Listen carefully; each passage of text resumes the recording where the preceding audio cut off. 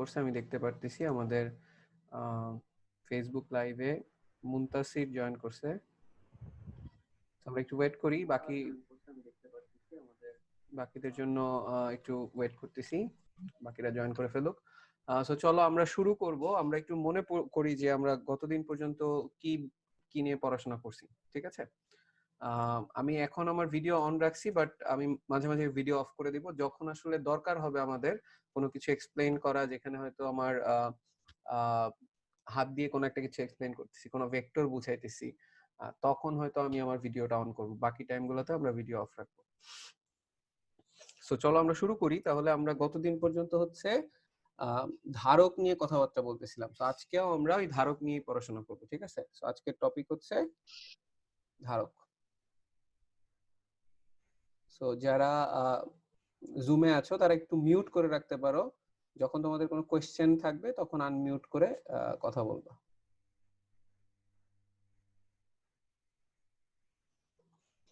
So capacitor নিয়ে আমরা পড়াশোনা করব, ক্যাপাসিটর বা ধারক।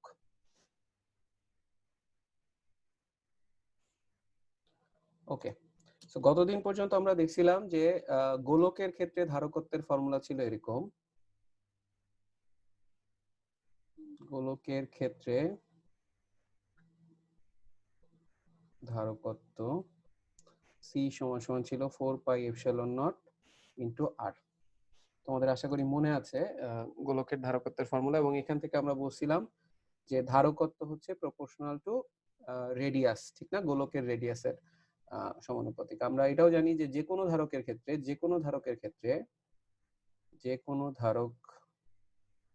ধারকের ক্ষেত্রে একটা ফর্মুলা কিন্তু আমরা সবসময় লিখতে পারবো, সেটা হচ্ছে c is equal to q divided by v। এটা আমরা এক্সপ্লেইনও করছিলাম কেন এই ফর্মুলাটা এরকম হয়েছে, যে c equal to কেন q by v, এই জিনিসটাও কিন্তু আমরা এক্সপ্লেইন করছিলাম, যে আমরা পানির সাথে কম্পেয়ার করছিলাম, ঠিক আছে?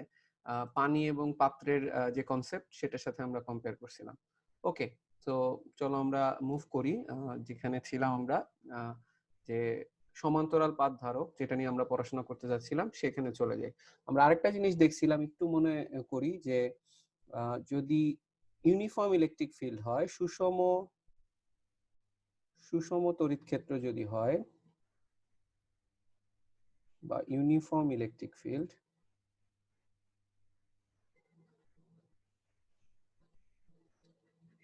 সেটা দেখতে কেমন ছিল মনে আছে?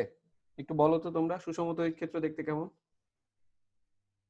সমান্তরাল ছিল, মানে বলরেখাগুলা সমান্তরাল হবে, সমান্তরাল ছিল, সমান্তরাল হবে, ঠিক না? এরকম। এটার ক্ষেত্রে ফর্মুলাটা কি ছিল মনে আছে? সুষম তড়িৎ ক্ষেত্রের ক্ষেত্রে v সমান সমান কি লেখা যায়? ইডি e ইনটু d, ঠিক না? e হচ্ছে যেখানে প্রাবল্য ইনটু হচ্ছে d হচ্ছে ডিসটেন্স, ঠিক আছে? এখানে বিভব পার্থক্য হচ্ছে এই দুই পয়েন্টের বিভব পার্থক্য হচ্ছে v হচ্ছে কাইন্ড অফ বিভব পার্থক্য, ঠিক আছে? d হচ্ছে এই দুইটা পয়েন্টের ডিসটেন্স, আর ই হচ্ছে এই ইলেকট্রিক ফিল্ডের স্ট্রেংথ, বা আমরা বলি হচ্ছে এটা তড়িৎ ক্ষেত্রের প্রাবল্য, ঠিক আছে? ওকে, এখন আমরা আজকে যে টপিক নিয়ে পড়াশোনা করব, অ্যাজ আই সেড আর্লিয়ার, যে আমাদের টপিক হবে হচ্ছে সমান্তরাল পাত ধারক বা প্যারালাল প্লেট ক্যাপাসিটর। সমান্তরাল পাত ধারক। সমান্তরাল পাত ধারক দেখতে খুবই সিম্পল, দুইটা সমান্তরাল পাত থাকবে, এই জন্য এটাকে নাম দেওয়া হয়েছে হচ্ছে সমান্তরাল পাত ধারক। আমি যদি একটু ছবিটা এঁকে ফেলি, এটা 3 ডাইমেনশনাল ছবি আঁকতেছি।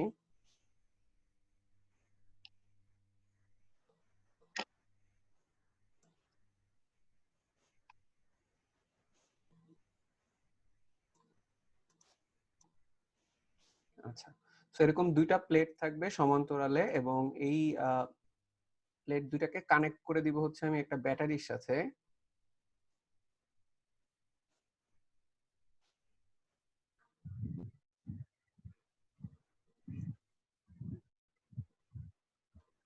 এরকম একটা ব্যাটারির সাথে যদি আমি কানেক্ট করে দেই, এবং আমি যদি এখানে দুইটা রেখা দেই,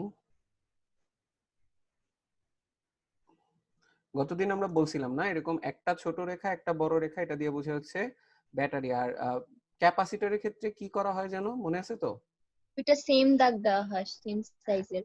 দুইটা যদি একটা ছোট একটা বড় দাগ হচ্ছে ব্যাটারি, আর দুইটাই যদি সমান সাইজের দেওয়া হয় তাহলে হয় হচ্ছে, এটাকে আমরা বলি হচ্ছে ক্যাপাসিটর। এখন তোমরা কি বুঝতেছো কেন দুইটা সমান দাগ দেওয়া হয়? আমার এই ছবিটা দেখে কি বোঝা যাচ্ছে কেন দুইটা সমান দাগ দেওয়া হয়? কারণ এই প্লেটটার সাইজ আর এই প্লেটটার সাইজ মোর অর লেস কি থাকবে, ইকুয়াল থাকবে। এই জন্যই মেইনলি এই জিনিসটাকে রিপ্রেজেন্ট করার জন্যই ক্যাপাসিটর এরকম সমান্তরালে দেওয়া হয় দুটো দাগ। ঠিক আছে, বেশিরভাগ ক্যাপাসিটর যেগুলো আমরা বাসা বাড়িতে যে কোনো জায়গায় ইউজ করি, বেশিরভাগ ক্যাপাসিটর হচ্ছে প্যারালাল প্লেট ক্যাপাসিটর। ঠিক আছে, এর নাম হচ্ছে প্যারালাল প্লেট ক্যাপাসিটর।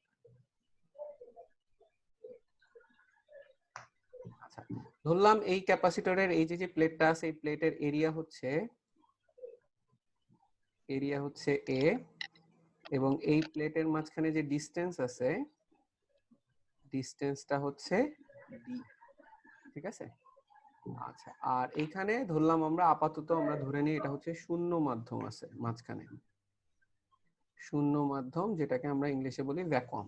ঠিক আছে, এখন এই ছবিটারই আমি যদি 2D ছবি আঁকি, 2D ছবি দেখতে কি অনেকটা এরকম হবে না? এটা তো 3 ডাইমেনশনাল দুটো প্লেট দেখা যাচ্ছে, 2D ছবিটা কিন্তু দেখতে খুব সিম্পল, স্ট্রেট ফরওয়ার্ড হবে।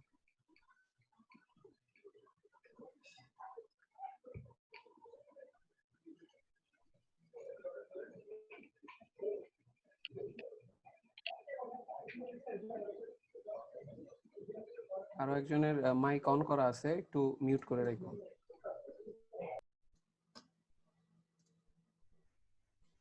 আচ্ছা, তাহলে এখানে একটা ব্যাটারি দিলাম আমরা, ওই ছবিটার মতোই এখানে একটা ব্যাটারি আছে।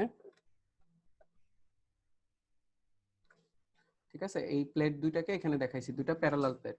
আচ্ছা, এখন আমাকে একটু বলো, এরকম ব্যাটারির সাথে যদি কানেক্ট করি, ব্যাটারির তো এই সাইডে পজিটিভ রয়েছে আর এই সাইডে রয়েছে নেগেটিভ।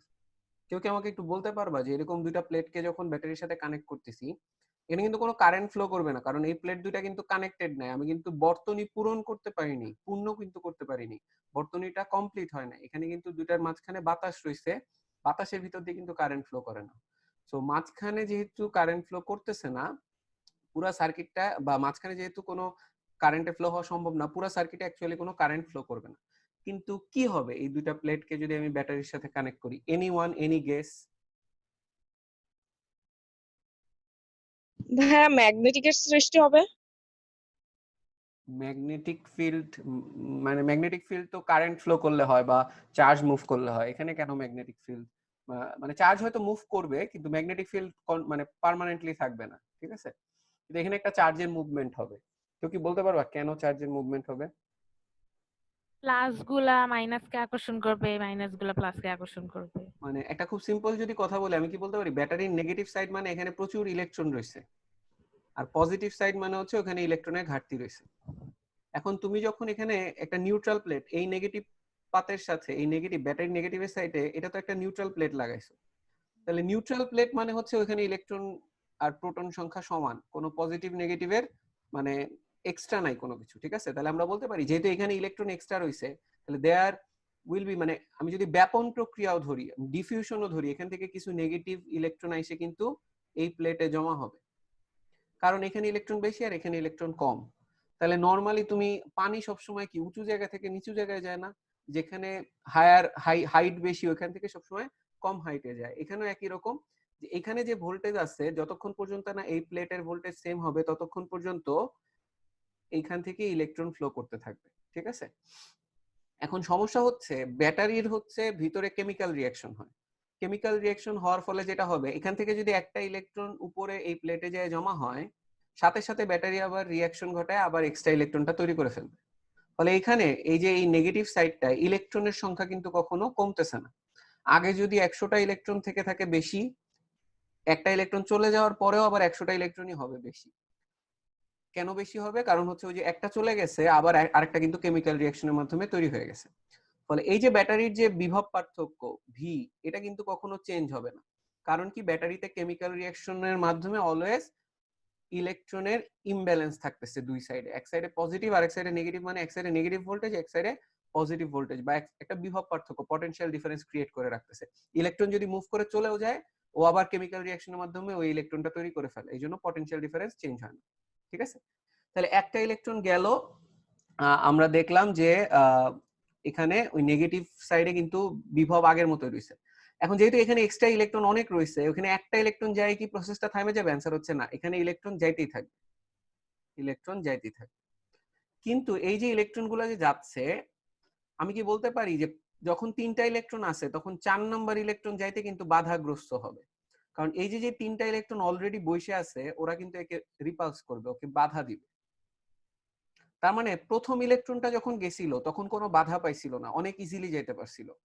সেকেন্ড ইলেকট্রনটা যখন গেছে অল্প বাধা পাইছে, থার্ড ইলেকট্রনটা যখন গেছে একটু বেশি বাধা পাইছে। তাহলে আমি বলতে পারি যত ফার্দার ইলেকট্রন মুভ করে করে এই প্লেটে যাইতে যাবে, তো পরবর্তী ইলেকট্রনগুলো আরো বেশি বেশি করে বাধা পাইতে থাকবে। অর্থাৎ ইনিশিয়ালি ইলেকট্রনগুলো ব্যাটারি থেকে যে এই প্লেটে জমা হওয়াটা যত ইজি হবে, পরের দিকে কিন্তু ইলেকট্রনগুলো যে প্লেটকে পূর্ণ করবে এটা কিন্তু এত ইজিলি হবে না, কারণ পরের দিকে আগে বসে থাকে ইলেকট্রনগুলা ওকে আসতে বাধা দিবে। কি বলছি বোঝা গেছে আমার কথা? তোমরা একটু আওয়াজ দিও। জি স্যার। লামিয়া কি ক্লাস করতেছো? আমার কথা শোনা যায়? লামিয়া, শাওরিন,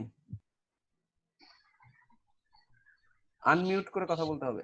জি স্যার, শোনা যায়। আচ্ছা, তাহলে আমি কি বলতে পারি এখানে ইলেকট্রন যাইতে থাকবে, বাট প্রথমে ইলেকট্রনগুলো যত ইজিলি গেছে পরের দিকের ইলেকট্রনগুলো কিন্তু মুভ করে যাইতে একটু হলেও বাধা পাবে। ঠিক আছে, যাই হোক ধরলাম আমি এই সাইডে 3টা বা 4টা ইলেকট্রন গেল। এখন এই শুধু যে একটা প্লেটে ইলেকট্রন যাচ্ছে এটাই হবে না, তুমি বলতে পারো এইখানে যে ইলেকট্রনটা আছে যেটাকে আমি এই যে মার্ক করছি, ঠিক আছে, ব্ল্যাক করে দিছি, এই ইলেকট্রনটা আমি বলতে পারি এই সাইডের এই প্লেট তো নিউট্রাল, এই প্লেট নিউট্রাল মানে এখানে পজিটিভ চার্জও আছে নেগেটিভ চার্জও আছে, ইকুয়াল নম্বরে আছে। এই ইলেকট্রনটা আমি বলতে পারি এই সাইডের ইলেকট্রনটাকে বিকর্ষণ করবে, কারণ এখানে একটা পজিটিভও আছে এখানে একটা নেগেটিভ। তো এই ইলেকট্রনটা এখানে পজিটিভকে আকর্ষণ করবে বলতে পারো, বা পজিটিভকে কোনো রিপালস করবে না, কিন্তু নেগেটিভটাকে রিপালস করে এটাকে আবার নিচের দিকে পাঠিয়ে দিবে। ঠিক আছে, আমি একটু মিউট করে দিচ্ছি। আচ্ছা, তাহলে এইখানে আমরা বলতে পারি এই ইলেকট্রনটা যেহেতু এখানকার নেগেটিভটাকে সরায় দিল, তাহলে আমাদের এখানে যে কাহিনীটা হবে সেটা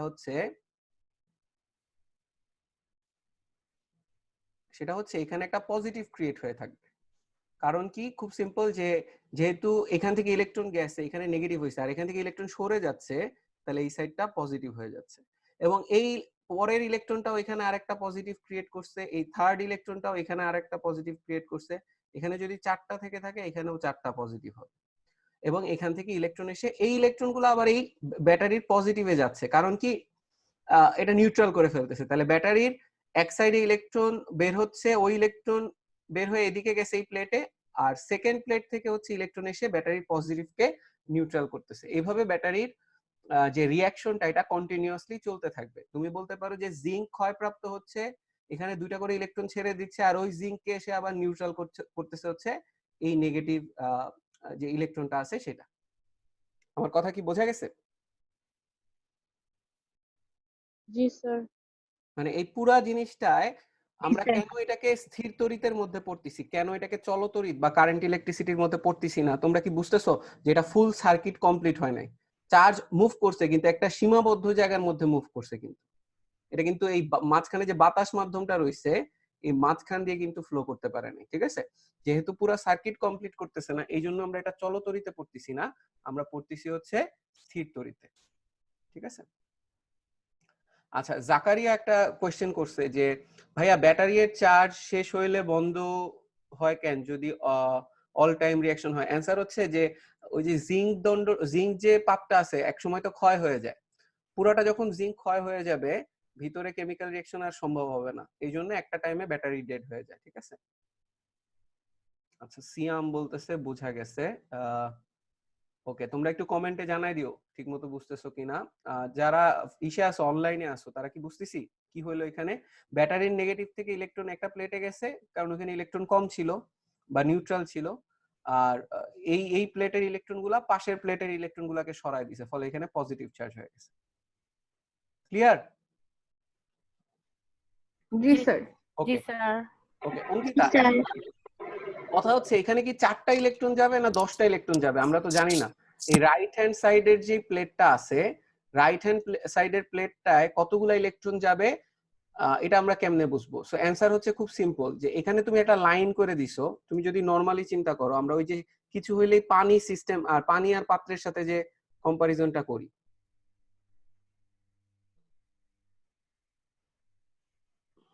ধরো এখানে একটা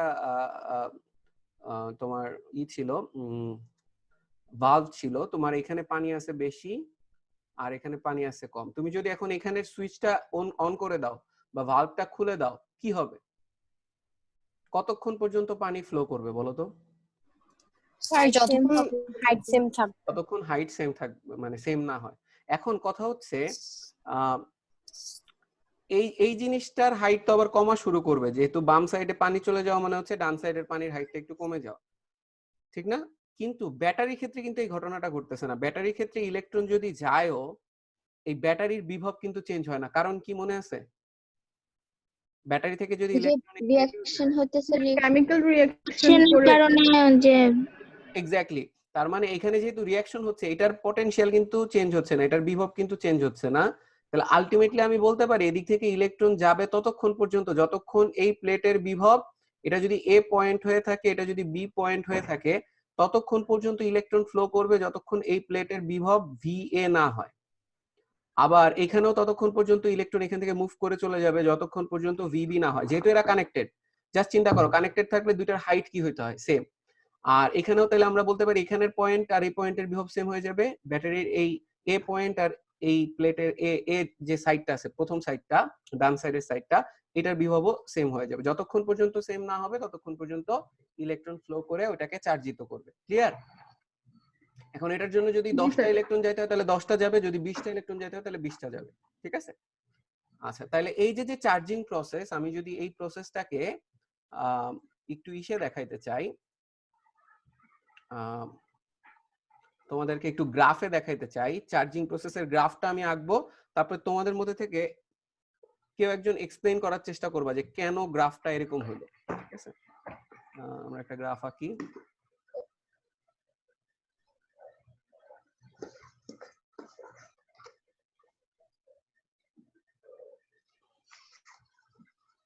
এখানে হচ্ছে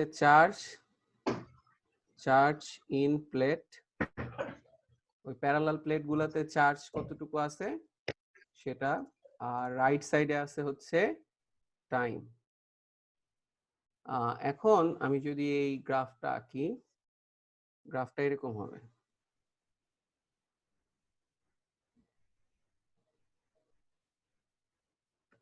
আচ্ছা, বা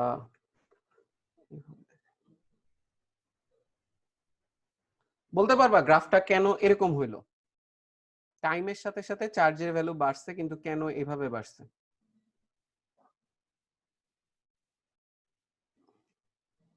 একটু জুমে যারা আছে বা ফেসবুকে যারা আছে একটু বলার চেষ্টা করো যে গ্রাফটা দেখতে কেন এরকম হইলো।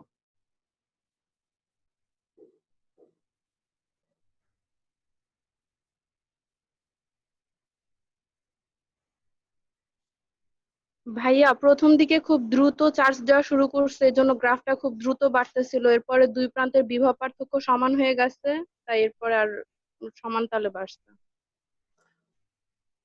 আচ্ছা, তোমরা কি ওর সাথে এগ্রি করো বাকিরা? মনে আছে আমরা বলছিলাম যে প্রথম ইলেকট্রনটা কোনোই বাধা পাবে না যাইতে, কিন্তু ফার্দার ইলেকট্রন গুলা কি বাধা পাবে না? যে প্রথম দিকে যারা বসে থাকবে ওরা কিন্তু আসতে বাধা দিবে। ফলে প্রথম দিকে ইজিলি বাড়ছে, দেখো গ্রাফটা প্রথম দিকে খুব র্যাপিডলি বাড়ছে, পরের দিকে কিন্তু স্লোলি বাড়ছে, কারণ প্লেটে চার্জ গেছে হচ্ছে আস্তে আস্তে। এক পর্যায়ে যায় স্যাচুরেটেড হয়ে যাবে, এটা প্যারালাল হয়ে যাবে, প্যারালাল হয়ে যাবে। এই পয়েন্টে বলো তো, এই পয়েন্টে কি ঘটনা ঘটছে যে পয়েন্টে প্যারালাল হয়ে গেল? বলো একটু কেউ। আমি কি বলতে পারি প্লেটের বিভব ব্যাটারির নেগেটিভের বিভবের সমান হয়ে গেছে, ব্যাটারির বিভব বা পটেনশিয়ালের সমান হয়ে গেছে। কিন্তু যদি মানে সমান হয়ে যায় তাহলে তো যাবেই না চার্জ। আচ্ছা সরি, বিভবের সমান হলো, ধর আমি তোমার ইসে আসতেছি, বিভবের সমান হলো।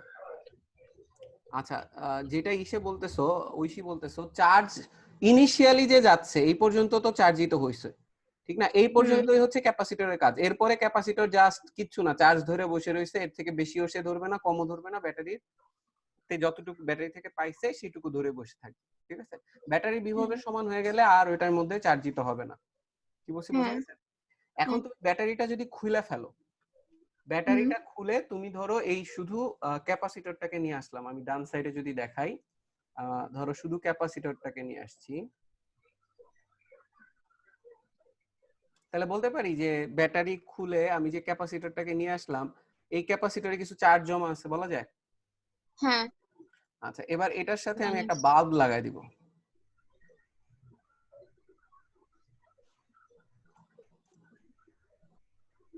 এবং তোমরা বলার চেষ্টা করবা যে কি ঘটবে অ্যাকচুয়ালি।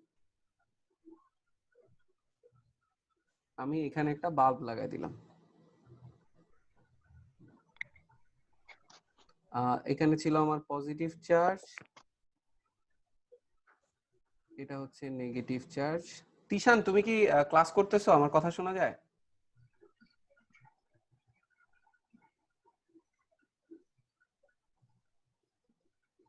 জারিন জিজ্ঞেস করছে ভাই এটা কি ক্যাপাসিটরের ক্যাপাসিটেন্স?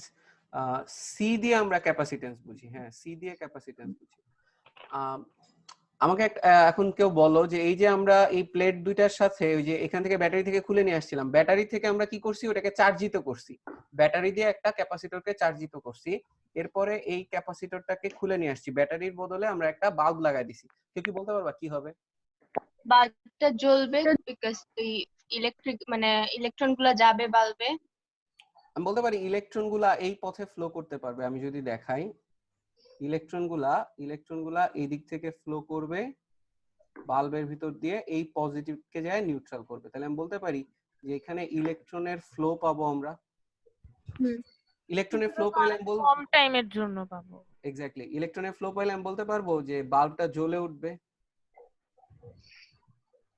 উঠবে আপন শক্তিতে।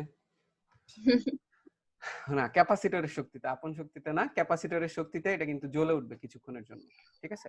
আচ্ছা, কেন আমি বললাম কিছুক্ষণের জন্য জ্বলবে বলো তো?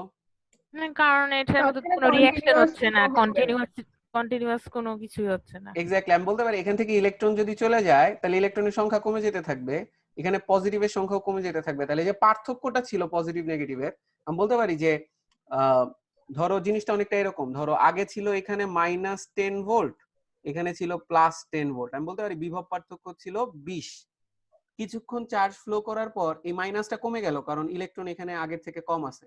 ধরো এটা -5 ভোল্ট হয়ে গেছে, এটাও পজিটিভ চার্জকে কিছু নিউট্রাল করে দিছে, ফলে এটা +5 ভোল্ট হয়ে গেছে। তাহলে এই ক্ষেত্রে বিভব পার্থক্য বলতে পারি যে ডেল্টা ভি যদি বলো, তাহলে এখানে ডেল্টা ভি হচ্ছে 10 ভোল্ট, উপরে ছিল ডেল্টা ভি হচ্ছে 20 ভোল্ট, কারণ -10 আর +10 এর ডিফারেন্স হচ্ছে 20। তাহলে আমি বলতে পারি যে ইনিশিয়ালি যখন আমি বাল্বটা লাগাইলাম তখন যে ভোল্টেজ ডিফারেন্স ছিল এই দুইটা প্লেটের মধ্যে, কিছুক্ষণ চার্জ ফ্লো করার পরে ভোল্টেজ ডিফারেন্স কি কমে গেল না? ভোল্টেজ যেহেতু কমে যাচ্ছে, বাসাবাড়িতে ভোল্টেজ কমলে আমরা কি বুঝি, কেমনে বুঝি যে বাসাবাড়ির ভোল্টেজ কমছে? লাইটের পাওয়ার কমে যায়, ইন্টেন্সিটি কিংবা কমে, আগে ঠিক না? লাইটের ইন্টেন্সিটি হ্যাঁ কমে মানে যায়, ঠিক আছে? তাহলে আমরা বলতে পারি ঔজ্জ্বল্য কমে যায়। হ্যাঁ, বাল্বের ঔজ্জ্বল্য বা ইন্টেন্সিটি কমে যাবে। বাল্বের ঔজ্জ্বল্য বানান তো ও দিয়ে ও ঔজ্জ্বল্য কমে যাবে। এবং আমি বলতে পারি যখন সবগুলো ইলেকট্রন এই পজিটিভকে নিউট্রাল করে ফেলবে, আলটিমেটলি বাল্বটা বন্ধ হয়ে যাবে। এটা অফ হয়ে যাবে। তাহলে এখন তোমরা কি বুঝতেছো যে ব্যাটারি কেন দরকার, মানে ক্যাপাসিটর দিয়ে কেন সব সময় কাজ চলবে না? ক্যাপাসিটর দিয়ে সবসময় কাজ চালানোর মতো না, কারণ ক্যাপাসিটরের ভিতরে কেমিক্যাল রিঅ্যাকশন হচ্ছে না। সো কিছুক্ষণ বাল্ব জ্বালানো সম্ভব, বেশিক্ষণ জ্বালানো সম্ভব না। ওকে, আমার কথা বোঝা গেছে? আচ্ছা, আর এটা কি আমি তোমাদেরকে এর আগেও কখনো ক্লাসে বলছিলাম ক্যাপাসিটর নিয়ে কোনো কথাবার্তা? আচ্ছা, কেউ কিছু বলতেছেন, আমি ধরে নিই। অ্যাডভান্স ক্লাসে মনে হয় বলছিলেন, মনে নাই। আচ্ছা, আমি একটু মিউট করে দিলাম সবাইকে, অনেকের ব্যাকগ্রাউন্ড নয়েজ আসতেছে। আচ্ছা, এখন আমি তোমাদেরকে যদি আরেকটা কোশ্চেন করি যে এই যে নেগেটিভ গুলা যে পজিটিভের সাথে যে মিলবে, ইনিশিয়ালি ইলেকট্রন গুলা যত দ্রুত বা আস্তে, মানে ইনিশিয়ালি কি আস্তে যাবে না দ্রুত যাবে আমাকে একটু বলো তো, আর পরের দিকে কি এগুলা যে যাবে ওগুলা তখন কি দ্রুত যাবে না আস্তে যাবে, ইনিশিয়ালি দ্রুত না আস্তে, এটা আমাকে বলো জাস্ট। ইনিশিয়ালি দ্রুত যাওয়ার কথা কেন তাহিয়া? স্যার, বিভব পার্থক্য বেশি থাকবে তাই। এক্স্যাক্টলি, পরে ইনিশিয়ালি যেহেতু বিভব পার্থক্য 20 ছিল যে আমাদের এক্সাম্পল অনুযায়ী, তাহলে ইনিশিয়ালি অনেক দ্রুত ইলেকট্রন গুলো মুভ করবে, পরে যখন বিভব পার্থক্য কমে যেতে থাকবে তখন এগুলো একটু স্লো হয়ে যাবে। এটা কিন্তু আমরা আমাদের আশেপাশে সবসময় দেখি, ঠিক না? পানির হাইটের ডিফারেন্স বেশি থাকলে অনেক দ্রুত পানি যায়, হাইটের ডিফারেন্স কমে আসা শুরু করলে পানির ফ্লোটাও কমে যায়। ফলে এখানে আমরা কি বলতে পারি যে ডিসচার্জিং হচ্ছে এই যে যে নেগেটিভ থেকে ইলেকট্রন গুলা যায় পজিটিভ কে নিউট্রাল করতেছে, এই ডিসচার্জিংটা ইনিশিয়ালি অনেক দ্রুত হবে কারণ বিভব পার্থক্য বেশি, ভোল্টেজ ডিফারেন্স বেশি, বাট পরের দিকে এই বিভব পার্থক্যটা যেহেতু কমে যাবে ডিসচার্জিং এর রেটটা স্লো হয়ে যাবে। ফলে এটাকে যদি আমরা চার্জিং বলে থাকি, এই অংশ থেকে যদি ডিসচার্জিং শুরু হয়, দেখো ডিসচার্জিং এর গ্রাফটা হবে হচ্ছে এরকম।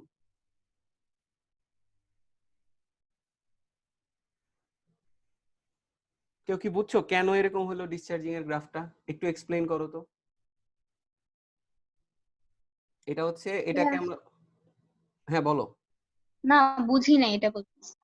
আচ্ছা, এই নীল পার্টটাকে আমরা বলতেছি চার্জিং, আর রেড পার্টটাকে আমরা বলতেছি হচ্ছে ডিসচার্জিং। পরের দিকে বিভব পার্থক্য কমে গেছে, এজন্য তাড়াতাড়ি ডিসচার্জ হয়েছে। ইনিশিয়ালি, হ্যাঁ ইনিশিয়ালি দ্রুত চার্জের পরিমাণ কমে গেছে প্লেটে, কারণ হচ্ছে ইনিশিয়ালি বিভব পার্থক্য অনেক বেশি, আর পরের দিকে কি স্লোলি কমছে কারণ হচ্ছে পরের দিকে বিভব পার্থক্য কমে গেছে। রিফাত ভাইয়া আসিয়া, এখানে তুমি কি বুঝছো? ভাইয়া এখানে তো ইলেকট্রনের প্রবাহ হইতেছে, তাহলে তো এটা চলতরিৎ না? ইলেকট্রনের প্রবাহ, হ্যাঁ এই পার্টে তুমি বলতে পারো কাইন্ড অফ চলতরিতের মতো কাহিনী হইতেছে, তারপরে ওই পুরো সার্কিটে ফ্লো করতেছে না কারণ এই মাঝখানে গ্যাপটা রয়ে যেতেছে। আচ্ছা, ইসে তামান্না দেখলাম জয়েন করছে, আর কে আছে আমাদের সাথে? অঙ্কিতা, তুমি কি আছো? জি স্যার। আচ্ছা, তুমি কি বুঝতে পারছো যে কেন ডিসচার্জিং এর গ্রাফটা এরকম হলো? জি স্যার, বুঝতে পারছি। আচ্ছা, তাহলে আমি কি বলতে পারি যে আমাদের বাসা বাড়িতে নরমালি যে ক্যাপাসিটর গুলো ইউজ করি ওগুলাকে শুধুমাত্র চার্জিং এর কাজে তো ইউজ করার কথা না, তুমি আসলে চার্জ ধরে রেখে করবা কি, মানে ওটারে তো কোনো না কোনো টাইমে ইউজ করতে হবে। সো চার্জিং এর গ্রাফ হয় এরকম আর ডিসচার্জিং এর গ্রাফ হয় হচ্ছে এরকম, ঠিক আছে? এখন আমরা একটু ক্যাপাসিটরের সামনের দিকে যাওয়ার আগে আমরা একটু একটা জিনিস দেখি যে ক্যাপাসিটর আমরা কেন ইউজ করি, ঠিক আছে? ক্যাপাসিটর কেন ইউজ করা হয় এটা বোঝার জন্য আমরা একটা পরের পেজে চলে যাই। এই পর্যন্ত যদি কারো কোনো সমস্যা না থাকে আমরা নেক্সট পেজে, আচ্ছা নেক্সট পেজে না, আমরা ডান সাইডে লিখতে থাকি যদি আমাদের কখনো আবার কাজে লাগে এই লেখাগুলা। আচ্ছা, আমরা একটু দেখে ফেলি যে ক্যাপাসিটর দিয়ে আসলে কিভাবে আমরা কাজ চালাই, ঠিক আছে?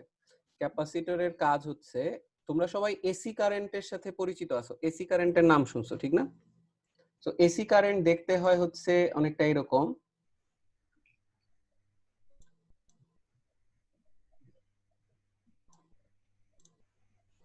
এসি কারেন্ট দেখতে হয় হচ্ছে অনেকটা এরকম।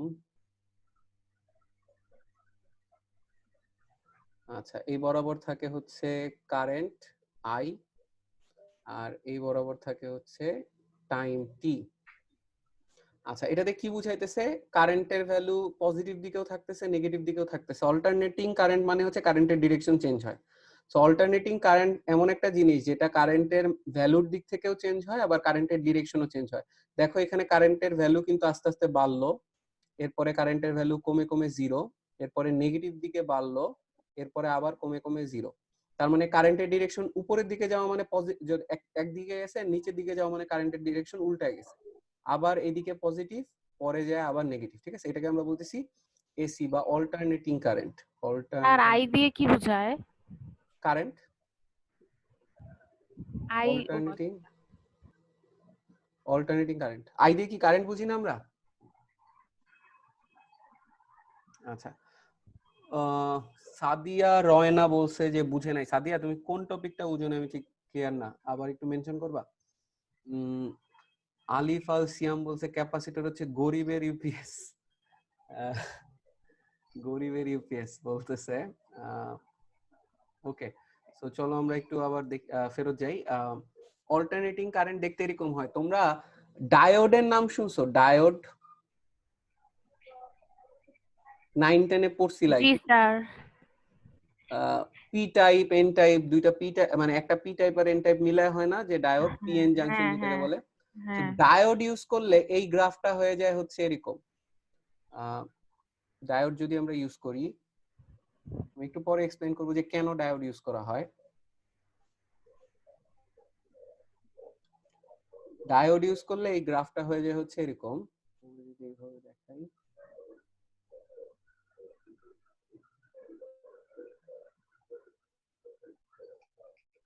সরি,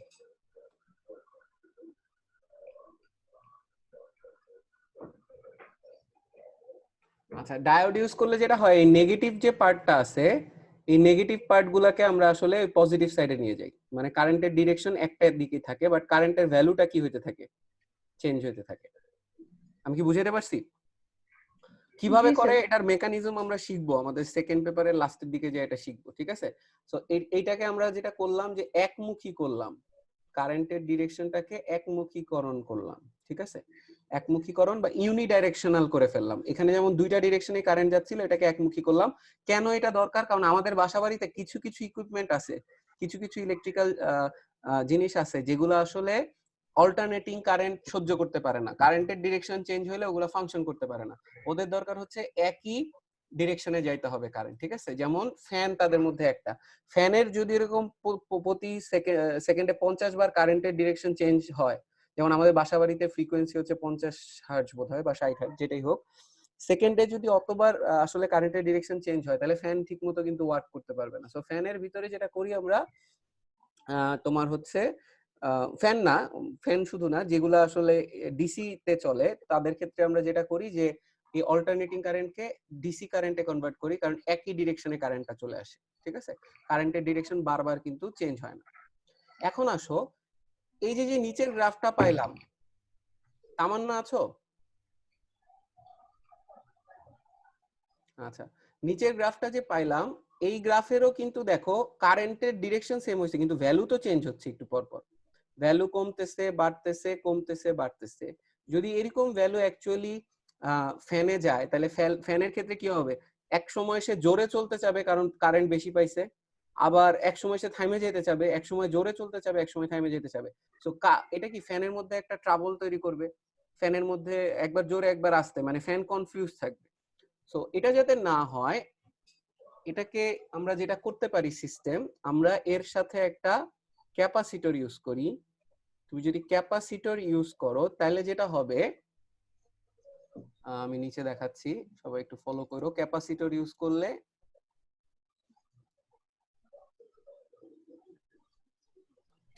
ইউজ করলে গ্রাফটা হয়ে যায় এরকম।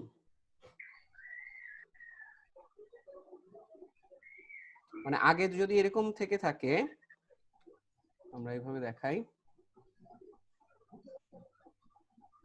আগের ছবিটা যদি এরকম হয়ে থাকে,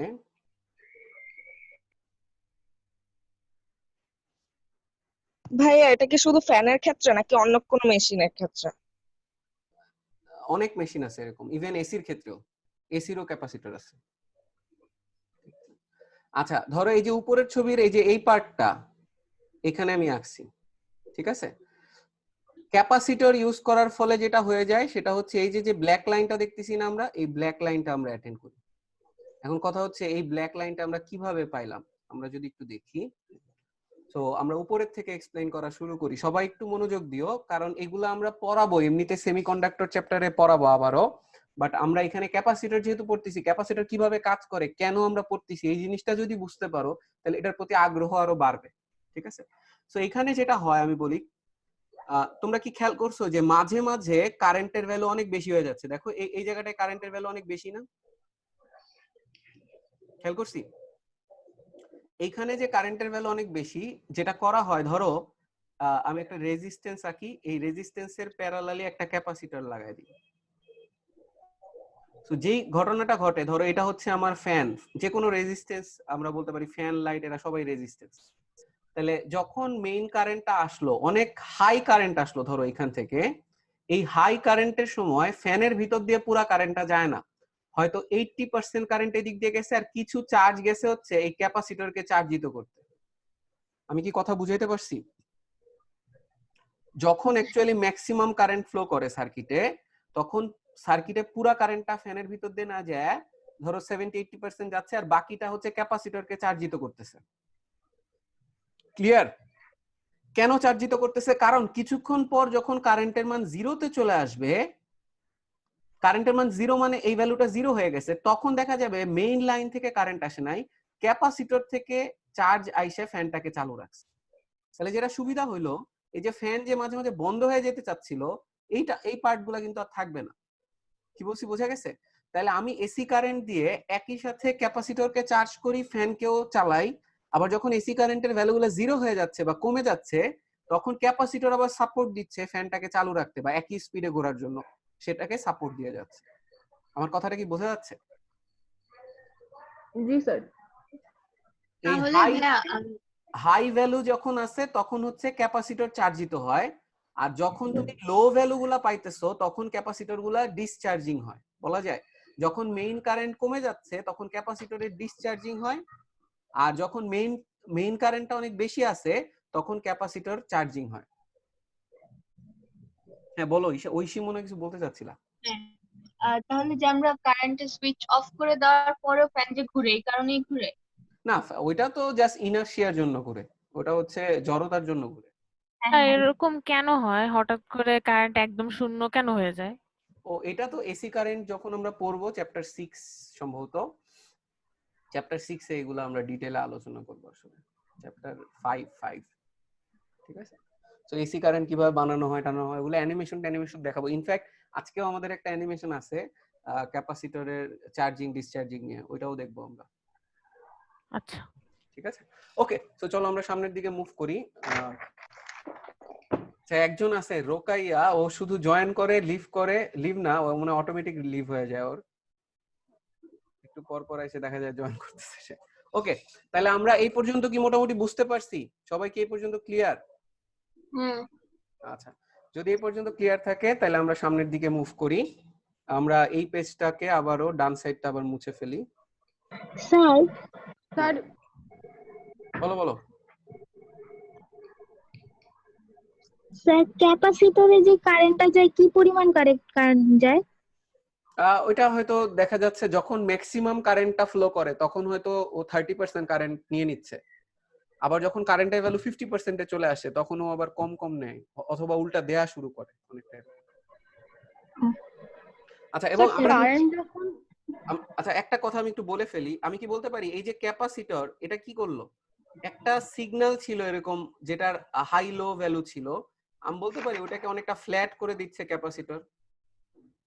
তাহলে ক্যাপাসিটর যে কোনো সিগন্যালকে বা নয়েজকে আমি বলতে পারি ডিনয়েজিং করার জন্য আমরা ক্যাপাসিটর ইউজ করতে পারি। যে কোনো নয়েজ মানে হচ্ছে যেগুলো আপ ডাউন বেশি করতেছে, তুমি যদি এই সিগন্যালটাকে ফ্ল্যাট করতে চাও তখন তুমি ক্যাপাসিটর ইউজ করতে পারো। তাহলে capacitor can be used as a denoiser, capacitor denoiser হিসেবে ইউজ হয়। ডিনয়েজার নয়েজ মানে হচ্ছে, তোমরা জানো নয়েজ মানে কি, তো এটা হচ্ছে ডিনয়েজার হিসেবে ইউজ করে।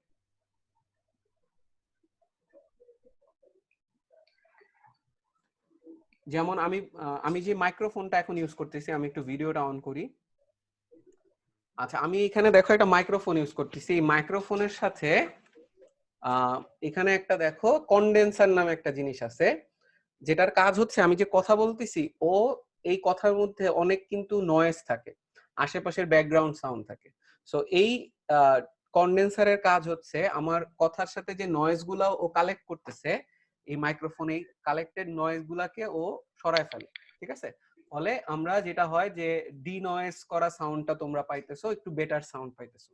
তো একটু চিন্তা করো যারা ওই ভয়েস রেকর্ড করে অথবা গান গায়, তাদের ক্ষেত্রে আমরা বলতে পারি এই ডিনয়েজারটা খুবই ইম্পর্টেন্ট, কারণ কোনো ধরনের নয়েজ কিন্তু আসলে এক্সপেক্টেড না, কোনো ধরনের ইকো কিন্তু আসলে এক্সপেক্টেড না। তো ওইসব তোমার কন্ডেন্সার বলো বা যেটাই বলো, ওইটা কিন্তু ওই যে ক্যাপাসিটরের যে বেসিক থিম ওইভাবেই কিন্তু কাজ করে। সিগন্যাল গুলো আপ ডাউন করবে, ওকে ফ্ল্যাট করার দায়িত্ব হচ্ছে ডিনয়েজারের। তুমি কি বুঝাতে পারছি?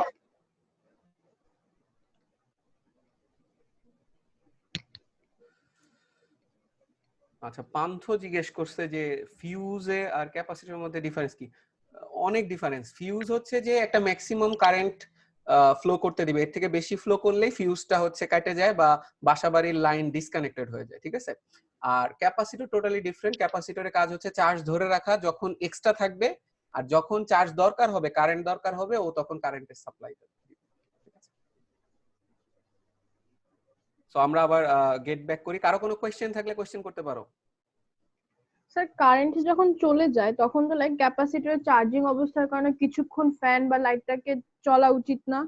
হ্যাঁ হ্যাঁ হ্যাঁ, চলতে পারে, হ্যাঁ কিন্তু এত বেশি কারেন্ট আসলে লাগে একটা জিনিসকে 2 মিনিট যদি চালাইতে চাও বা 10 সেকেন্ড চালাইতে চাও।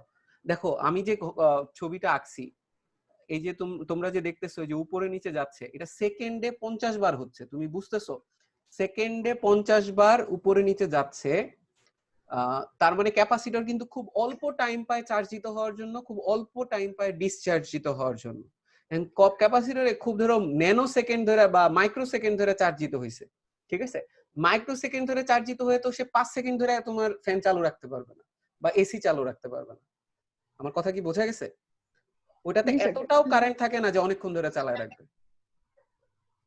তাহলে কিছু লাইট পাওয়া যায় না যে কারেন্ট চলে গেলে ওই লাইট গুলা জ্বলে? ওটা তো ব্যাটারি থাকে, ওটা থেকে ওটা ডিফারেন্ট। ওটা ও। ব্যাটারি থাকে, রিচার্জেবল ব্যাটারি, ওটা ব্যাটারি দিয়ে চলতে থাকে। আচ্ছা, আমাদের মুগ্ধ ক্লাসে আছে। মুগ্ধ, আমার কথা কি শোনা যাচ্ছে? জি ভাইয়া। আচ্ছা, রুদ মিলাস, এটা তুমি কোন রুদ মিলা? আমি ঠিক তোমাকে চিনলাম না। ও আচ্ছা, চিনছি হলিক্রসের রুদ মিলা নাকি? আচ্ছা, কথা শোনা যাচ্ছে না। মুনতাহিনা মালিহা, কথা শোনা যায়? বুঝতেছো? জি ভাইয়া। আচ্ছা, ওকে, তাহলে আমরা এখন মোটামুটি যেহেতু জেনে গেছি যে কিভাবে ক্যাপাসিটর কাজ করে, আমরা তাহলে এখন আসলে সামনের দিকে মুভ করতে পারি, ঠিক আছে? আমরা এখন যেটা দেখব যে ক্যাপাসিটরের ক্ষেত্রে মানে প্যারালাল প্লেট, বিশেষ করে প্যারালাল প্লেট ক্যাপাসিটরের ক্ষেত্রে ফর্মুলাটা দেখতে কেমন হবে, ঠিক আছে? এটা হচ্ছে আমাদের এখনকার টপিক। সো আমরা চলো দেখি যে প্যারালাল প্লেট ক্যাপাসিটরের formula for parallel plate capacitor. Formula, সমান্তরাল পাতধারকের ফর্মুলা। আচ্ছা, কখনো যদি আমি ডিসকানেক্টেড হয়ে যাই মিটিং থেকে, বুঝবা যে কারেন্ট চলে গেছে। এটা সহসা হওয়ার কথা না, বাট কখন হইলে এটা বুঝে নিতে হবে, ঠিক আছে? তোমরা 5 মিনিট ওয়েট করবা, যদি আমি জয়েন না করি তাহলে লিভ করবা, ঠিক আছে? আমি জানাই দিব যে ওই ক্লাস কখন আবার হবে, কারণ আমি ডেস্কটপে নিচ্ছি, ডেস্কটপ তো আর চালু থাকবে না, ঠিক আছে? আমি দেখি ফেসবুকে আর কোনো কেউ কোশ্চেন করছে কিনা। জাকারিয়ার একটা কোশ্চেন আসছে যে ভাই ক্যাপাসিটরটাকে আইপিএস হিসেবে ইউজ করা যাবে না কেন? আইপিএস মানে আইপিএস তো অনেকক্ষণ ধরে কারেন্ট সাপ্লাই দেয়, ঠিক না? ক্যাপাসিটর আমরা একটু আগেই বললাম যে ক্যাপাসিটর খুব অল্প টাইমের জন্য তোমাকে চার্জ দিতে পারবে, অল্প জিনিসপত্র চালাইতে পারবে, এটা মানে অনেকক্ষণ ধরে পারবে না, ঠিক আছে? সো এটা কখনো ইউপিএস এর বিকল্প হিসেবে তুমি ইউজ করতে পারবা না। আচ্ছা, আর ওকে, সো চলো আমরা তাহলে সামনের দিকে মুভ করি। আমরা যেটা দেখতে চাচ্ছিলাম ওখানে চলে যাই। আমি আবার সবাইকে মিউট করে দিচ্ছি, কোশ্চেন থাকলে কোশ্চেন করতে পারবা পরে। প্যারালাল প্লেট ক্যাপাসিটরে একটু আগে আমরা তাহলে যে ছবিটা আঁকছিলাম ওইটা যদি আবার একটু আঁকি। এটা ধরো হচ্ছে ক্যাপাসিটর।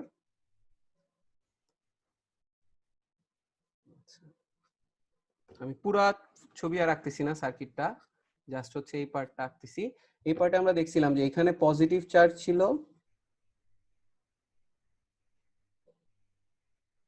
আর রাইট হ্যান্ডের যেটা এটাতে ছিল নেগেটিভ চার্জ। তো এখন আমি সবাইকে কোশ্চেন করা শুরু করব। আচ্ছা, ইসে আছো? তানহা আছো? জি স্যার। আচ্ছা তানহা, আমাকে বলো তো এই যে পজিটিভ আর নেগেটিভ গুলা মিলে আমি কি বলতে পারি বলরেখা তৈরি করবে, তড়িৎ বলরেখা, ইলেকট্রিক ফিল্ড লাইন্স ক্রিয়েট করবে। হ্যাঁ করবে। কেমন হবে এটা? সে সমান্তরাল হবে। আচ্ছা, তাহলে এখানে কোনো ডাউট নাই যে যেহেতু পজিটিভ নেগেটিভ পাশাপাশি, এটা গত দিনের ক্লাসে আমরা বলছিলাম, মনে আছে? যে মাঝখানে একটা সুষম তড়িৎ ক্ষেত্র তৈরি হয়। তো সবকিছু কিন্তু আমরা কানেক্ট করতে পারতেছি। আচ্ছা, তাহলে এখানে কেমন তড়িৎ ক্ষেত্র তৈরি হয়েছে? সুষম তড়িৎ ক্ষেত্র।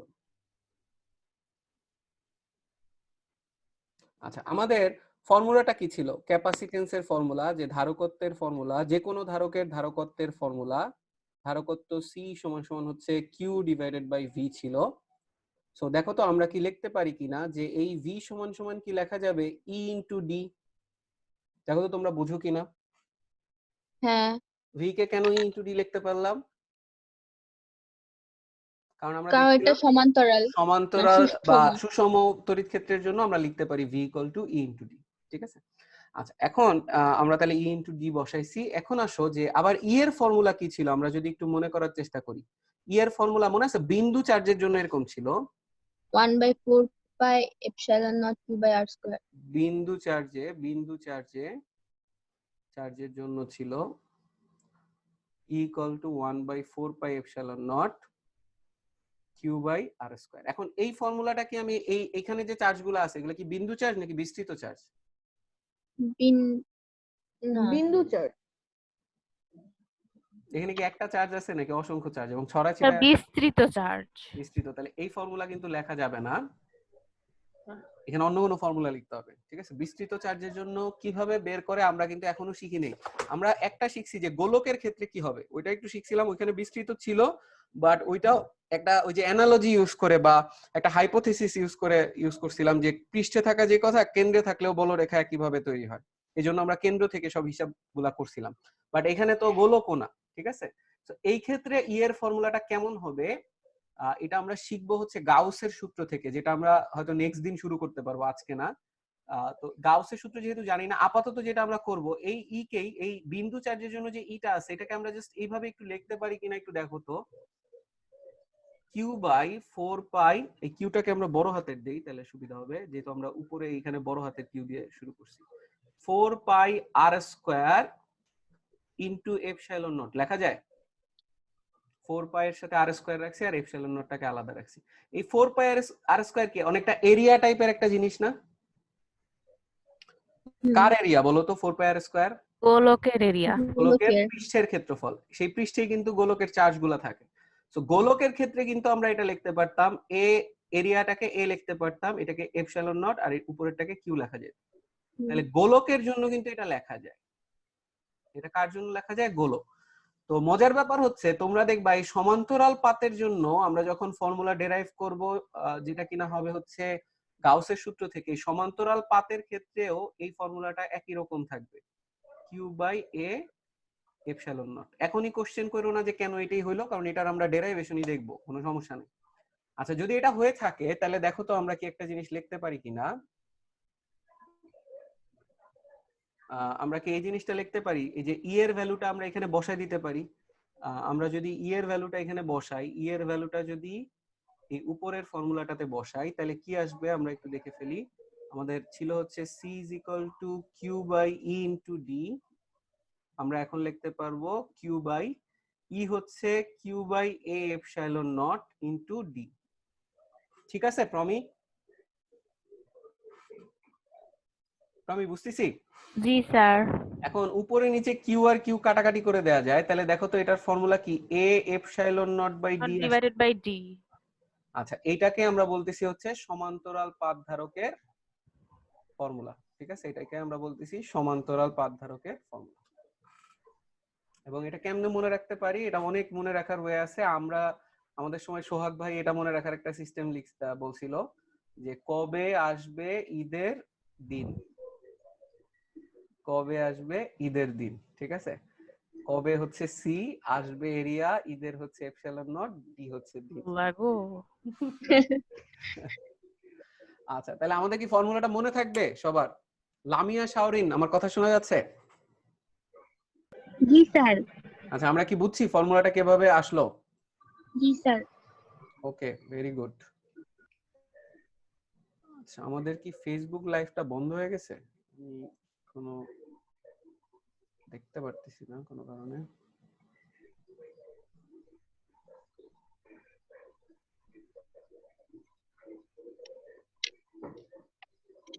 আচ্ছা আমাদের ফেসবুক লাইভটা কোনো কারণে বন্ধ হয়ে গেছে। ঠিক আছে, না না চালু আছে, সমস্যা নেই।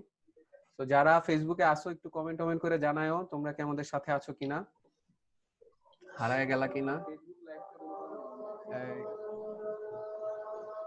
ওকে, সো চলো আমরা সামনের দিকে যাই। তাহলে আমরা যে ফর্মুলাটা পাইলাম এবার এটার ইউজ দেখা শুরু করবো আস্তে আস্তে। আমরা মনে হয় এখন পেজটা ক্লিয়ার করে ফেলতে পারি। আরেকটা জিনিস একটু দেখাই, তারপরে পেজটা ক্লিয়ার করি। আচ্ছা, সবাই একটু মিউট করে রাখো, কোশ্চেন থাকলে আনমিউট করে। ওকে, তো আমরা এই যে ফর্মুলাটা দেখলাম, c is equal to a epsilon naught by d, এটাকে আমরা বলতেছি হচ্ছে সমান্তরাল পাথ ধারকের ফর্মুলা, সমান্তরাল পাথ ধারকের সূত্র। এখন তোমাদের একটা জিনিস আমরা বলছিলাম, এই যে এপসাইলন নট এটা কখন ইউজ করি? শুধুমাত্র শূন্য মাধ্যম হইলে। শূন্য মাধ্যম, যদি শূন্য মাধ্যম না হয়, শূন্য মাধ্যম ব্যতীত অন্য কোনো মাধ্যম যদি হয়, শূন্য মাধ্যম ব্যতীত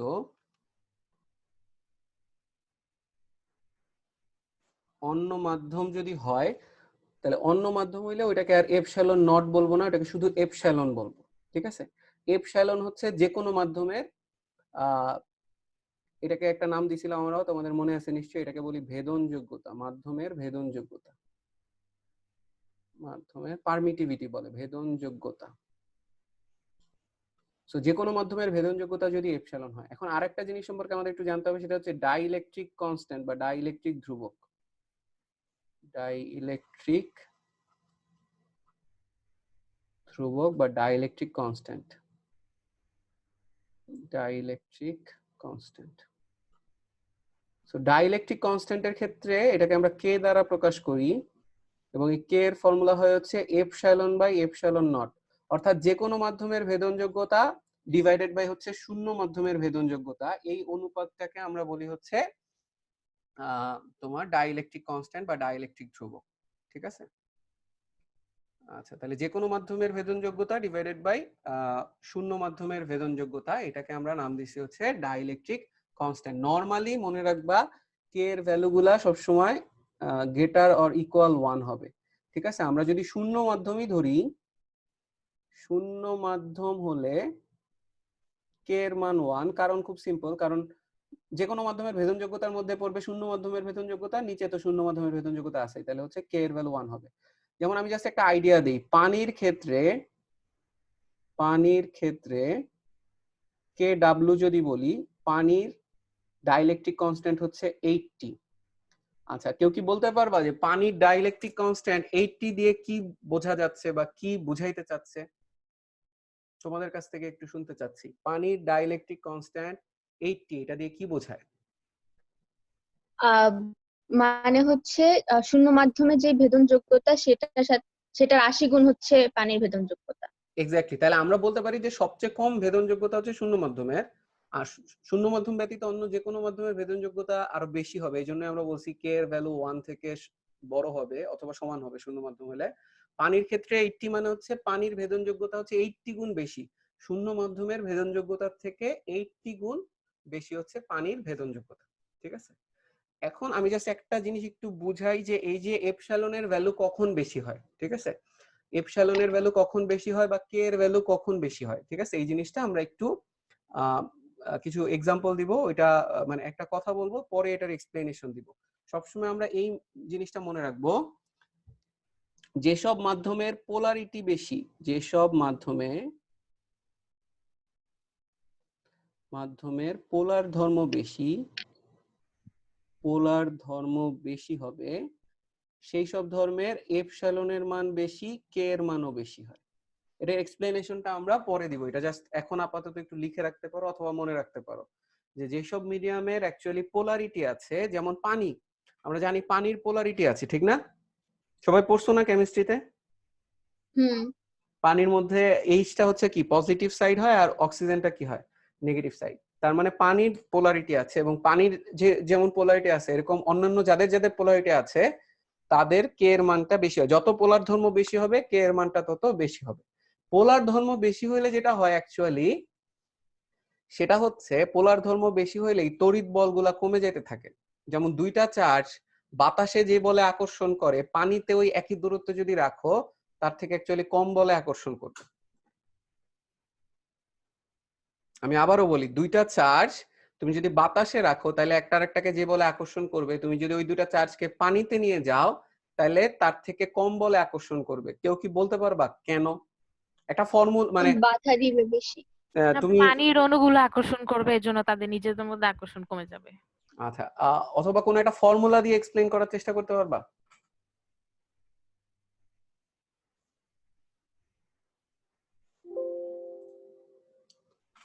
আমি তোমাদেরকে একটু এক্সাম্পল একটা দেই, মানে কুলম্বের সূত্র পড়ছিলা না? কুলম্বের সূত্র দিয়ে তুমি চাইলে এটাকে এক্সপ্লেইন করতে পারো। কুলম্বের সূত্র কি ছিল? কুলম্বের সূত্র ছিল না যে F সমান সমান 1/4 pi epsilon naught Q1 Q2 by d square. আমি কি বলতে পারি এখানে এপসিলন নট আসলে সব সময় লেখা যাবে না, যেমন এটা শূন্য মাধ্যম যদি না হয় তাহলে তো আমি লিখতে পারবো না। তাহলে এখানে কি লেখা উচিত অ্যাকচুয়ালি? অন্য যে কোনো মাধ্যমের জন্য 4 পাই এপসিলন লেখা উচিত, এপসাইলন কে। অথবা এটাকে এইভাবে লেখা যায় 1/4 পাই কে ইনটু এপসিলন নট, কারণ আমরা কে এর ভ্যালু লিখছিলাম হচ্ছে এপসিলন বাই এপসিলন নট, তাহলে এপসিলন কে লেখা যাবে হচ্ছে কে ইনটু এপসিলন নট। বুঝা গেছে? ঐশী ঠিক আছে? হ্যাঁ হ্যাঁ। আচ্ছা তাহলে এখন আমাকে বলো, আমি কি বলতে পারি এই ফর্মুলাই বলতেছে যে এপসিলন যেহেতু নিচে আছে, এপসিলনের ভ্যালু বাড়লে ফোর্স কি বাড়বে না কমবে? কমবে। ফোর্স কমবে। এখানে আমরা বলতে পারি কে এর মান যদি বাড়ে ফোর্স কি হবে বলো তো? কমবে। তাহলে একটা বাড়লে আরেকটা কি কমতেছে না? তাহলে ভেদনযোগ্যতা হচ্ছে এমন একটা প্রপার্টি যে ভেদনযোগ্যতা যদি বাড়ে, ভেদনযোগ্যতা যদি বাড়ে কোনো কারণে, তাহলে আমরা বলবো যে তড়িৎ বল যেটা এটা কমে যায়, তড়িৎ বল হচ্ছে কমে যায়। ঠিক আছে, এই জিনিসটা একটু নোট নিয়ে রাখো, এটাও খুব সিগনিফিকেন্ট একটা কথা। তোমাদের আমি একটা বলি, অনেক টিচার পড়াবে, ঠিক আছে, স্কুলে তোমাদের কলেজে পড়াবে, বিভিন্ন জায়গায় ফিজিক্স পড়বা, এই যে ভেদনযোগ্যতার ফিজিক্যাল মিনিং কি, ভেদনযোগ্যতা বেশি হলে কি হয়, কম হলে কি হয়, এগুলো কিন্তু কেউ বলবে না। ঠিক আছে, তো এই জন্যই কিন্তু আমরা কিন্তু অনেক ডিপে চলে যাই যে এটার ফিজিক্যাল সিগনিফিকেন্সটা কি। এটা যখন ফিল করতে পারবা তখন ফিজিক্স মজা লাগবে।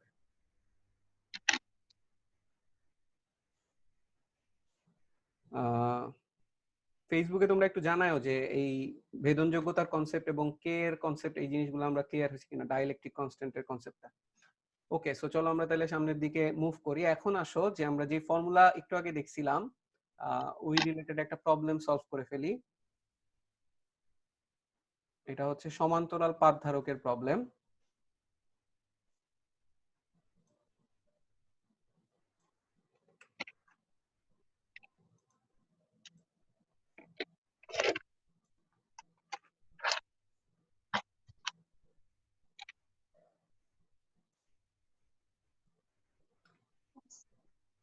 তাহিয়া কি আছো? জি স্যার। তোমার ছোট ভাই কি ক্লাস করতেছে ক্লাস 10 এর সাথে?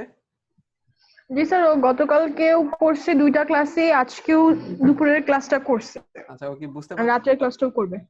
মোটামুটি বুঝতে পারতেছে সব? জি স্যার, বুঝতে পারতেছে। ওকে, থ্যাংক ইউ। আচ্ছা, তোমাকে এরকম একটা সমান্তরাল পাত ধারক দিয়ে দিছে 50 সেন্টিমিটার স্কয়ারের, এদের মধ্যে ডিসটেন্স দিয়ে দিছে হচ্ছে 10 সেন্টিমিটার, এবং বলছে যে এখানে পানি আছে। ঠিক আছে, এখানে হচ্ছে পানি আছে, পানির ক্ষেত্রে কে অফ ওয়াটার এটা হচ্ছে 80। তোমাকে বলছে এটার ধারকত্ব কত হবে বের করো। ধারকত্ব সি সমান সমান কত? সো লামিয়া শাওরিন বলো তো কিভাবে করব এটা?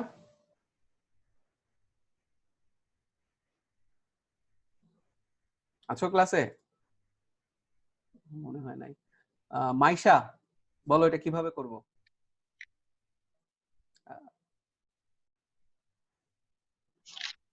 মাইশা? স্যার এ ই এপসাইলন নট কে বাই ডি দিয়ে করব। ও বলতেছে, এটা কি লামিয়া বললা না? জি স্যার। এ এপসাইলন নট কে বা এইভাবে। By d. হ্যাঁ, এখানে কি আমরা বলতে পারি এখানে এ এপসাইলন বাই ডি হবে, কারণ এখানে তো শূন্য মাধ্যম না, অথবা এটাকে লেখা যায় এ কে এপসাইলন নট বাই ডি। এটা মনে রাখার সিস্টেম হচ্ছে কবে আসবে কুরবানি ঈদের দিন। আচ্ছা, তাহলে আমরা যদি ভ্যালুগুলা বসাই, এখানে এরিয়া মনে রাখবা, এখানে যে এরিয়াটা নিছি এই এরিয়াটা হচ্ছে area of one plate only, area of one of the plate. দুইটা প্লেটের যে কোনো একটা প্লেটের এরিয়া হচ্ছে এ, যে কোনো একটা প্লেটের এরিয়া হচ্ছে এ, ঠিক আছে? তাহলে এরিয়া আমরা এখানে 50 সেন্টিমিটার স্কয়ার, তাহলে এটাকে লেখা যায় 50 × 10⁻⁻⁴। কে এর ভ্যালু বসানো যায় হচ্ছে ওয়াটার যেহেতু 80 হবে, এপসিলন নট আমরা জানি 8.854 × 10⁻12, আর নিচে হচ্ছে ডিসটেন্স হচ্ছে 10 সেন্টিমিটার, তাহলে এটাকে মিটারে নিলে হচ্ছে 0.1 মিটার হবে, এবং পুরো জিনিসটার যে রেজাল্ট আসবে এটার ইউনিট হবে হচ্ছে ফ্যারাড। ফ্যারাড বুঝা গেছে? পারবো? তাহলে এই টাইপের প্রবলেম আসলে খুবই ইজি, মানে জাস্ট ভ্যালুগুলো বসাইলে হবে, ঠিক আছে?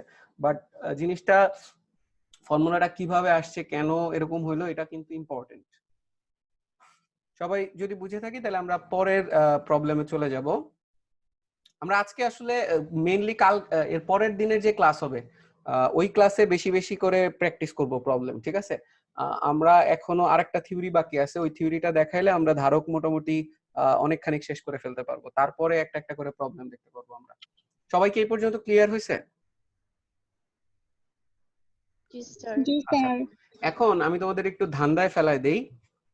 গতদিন তোমাদেরকে আমি একটা ধারকের বিভিন্ন ছবি দেখাইছিলাম, ঠিক না? ক্যাপাসিটরের এর মধ্যে তোমরা বলছিলা যে কোনগুলা তোমরা বাসায় দেখছো। আমি যদি আজকে আবার একটু ক্যাপাসিটরের ছবিগুলা দেখাই, সবার একটু মনে করার চেষ্টা করবা। এক মিনিট। আচ্ছা, সবাই ক্যাপাসিটর গুলা দেখতেছো? এই যে এই ড্রাম টাইপের দেখতে হয়েছিল না অনেকগুলা ক্যাপাসিটর? এরকম ক্যাপাসিটর আমাদের ফ্যানে লাগানো থাকে, দেখছো তো? এই যে ক্লিয়ারেন্স সেল যেটা দিছে,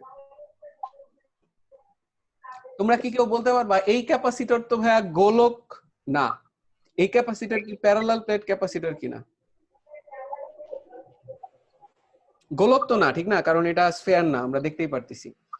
আমাকে কেউ একজন একটু বলার চেষ্টা করো, আমি মিউট করে দিচ্ছি, যে বলবা আনমিউট করে বলবা এই ক্যাপাসিটরটা কোন ধরনের ক্যাপাসিটর। আমি তো দুই টাইপের ক্যাপাসিটর পড়ালাম, গোলক যেটা, স্ফেরিক্যাল যেটা, আরেকটা হচ্ছে সমান্তরাল পাতধারক বা প্যারালাল প্লেট ক্যাপাসিটর। যারা ফেসবুকে আছে একটু কমেন্ট করো যে এটা কোন ধরনের ক্যাপাসিটর, নাকি এটা আদৌ মানে ক্যাপাসিটর যেগুলো পড়ছে এগুলোর মধ্যে না, আরেকটা ক্যাপাসিটর নতুন।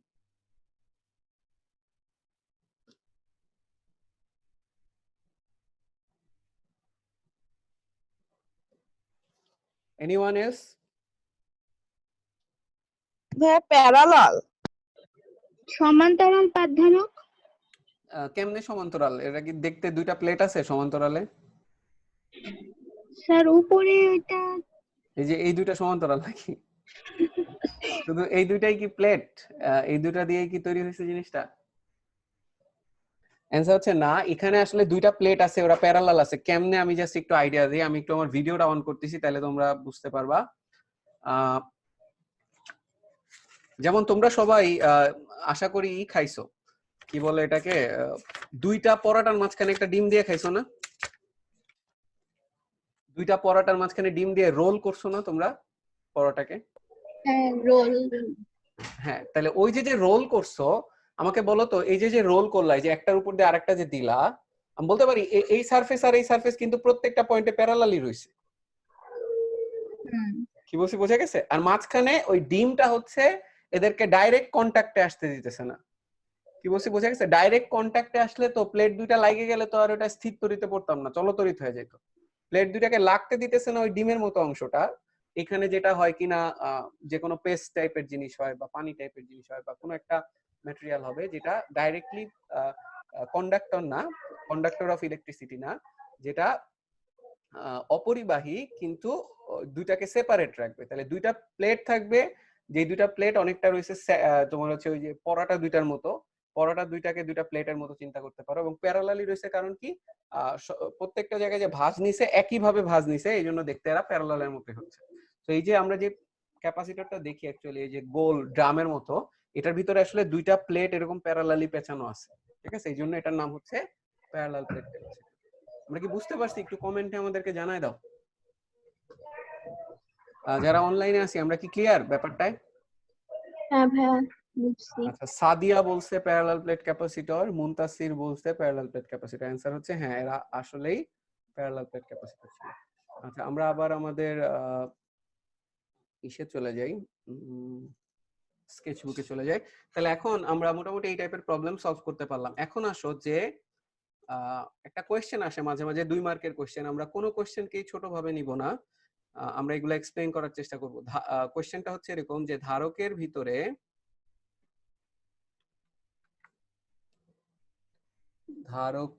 দুই পাতের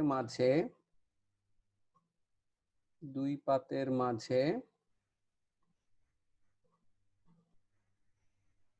ডাইইলেকট্রিক মাধ্যম প্রবেশ করালে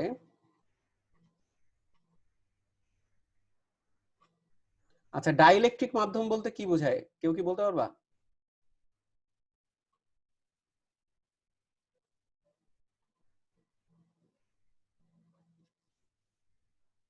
ডাইইলেকট্রিক প্রপার্টি আমরা কি বলছিলাম বলো তো?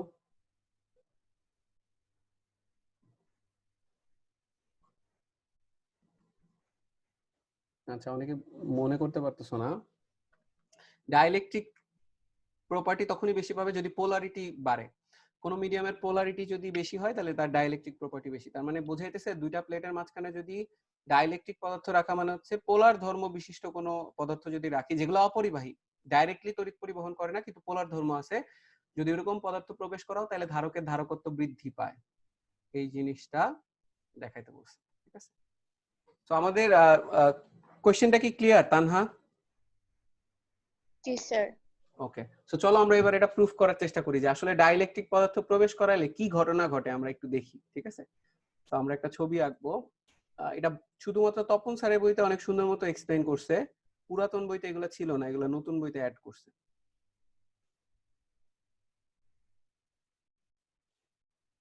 আচ্ছা, সো চলো আমরা একটু দেখি। ওই দুইটা প্লেটকে আমরা আঁকছি, একটু দূরে দূরে আঁকছি। ধরো এই সাইডে হচ্ছে পজিটিভ চার্জ আর প্লেটের এই সাইডে হচ্ছে নেগেটিভ চার্জ। আচ্ছা, এখন মাঝখানে যদি আমি পানি দেই, পানি তো এক ধরনের ডাইইলেকট্রিক পদার্থ কারণ ওর মধ্যে পোলার ধর্ম আছে। আমি কি বলতে পারি পানির যে অণুগুলো আছে ওগুলো অনেকটা এরকম হয়ে যাবে?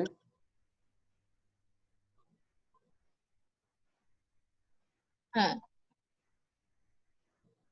সবগুলো আমি আঁকলাম না, ঠিক আছে? চ্যাটে আমাকে মুগ্ধ জিজ্ঞেস করছে যে ভাই সব ক্যাপাসিটর কি প্যারালাল প্লেট? বেশিরভাগ ক্যাপাসিটর আমরা আশেপাশে যেগুলা মানে সার্কিটে ইউজ করি বেশিরভাগই প্যারালাল প্লেট ক্যাপাসিটর। আচ্ছা, এখানে দেখো আমরা যদি একটু চার্জ গুলা দিয়ে দেই, এটা হচ্ছে নেগেটিভ, এটা পজিটিভ, এটা নেগেটিভ, এটা পজিটিভ। কারণ কি এই পজিটিভের অ্যাট্রাকশনে নেগেটিভ গুলা এই সাইডে থাকবে। আমরা কি বুঝতে পারতেছি কি হচ্ছে? আবার এই পজিটিভের জন্য এখানে নেগেটিভ, এটা পজিটিভ, এখানে নেগেটিভ, এটা পজিটিভ। আবার এখানে কি হবে, এটা নেগেটিভ, এটা পজিটিভ। এই সাইড গুলো সব পজিটিভ হবে, নেগেটিভ, এটা পজিটিভ, এটা negative. Clear Maisha? Sorry Oishi, বুঝতে পারতেছি? হ্যাঁ হ্যাঁ আচ্ছা, বুঝছি।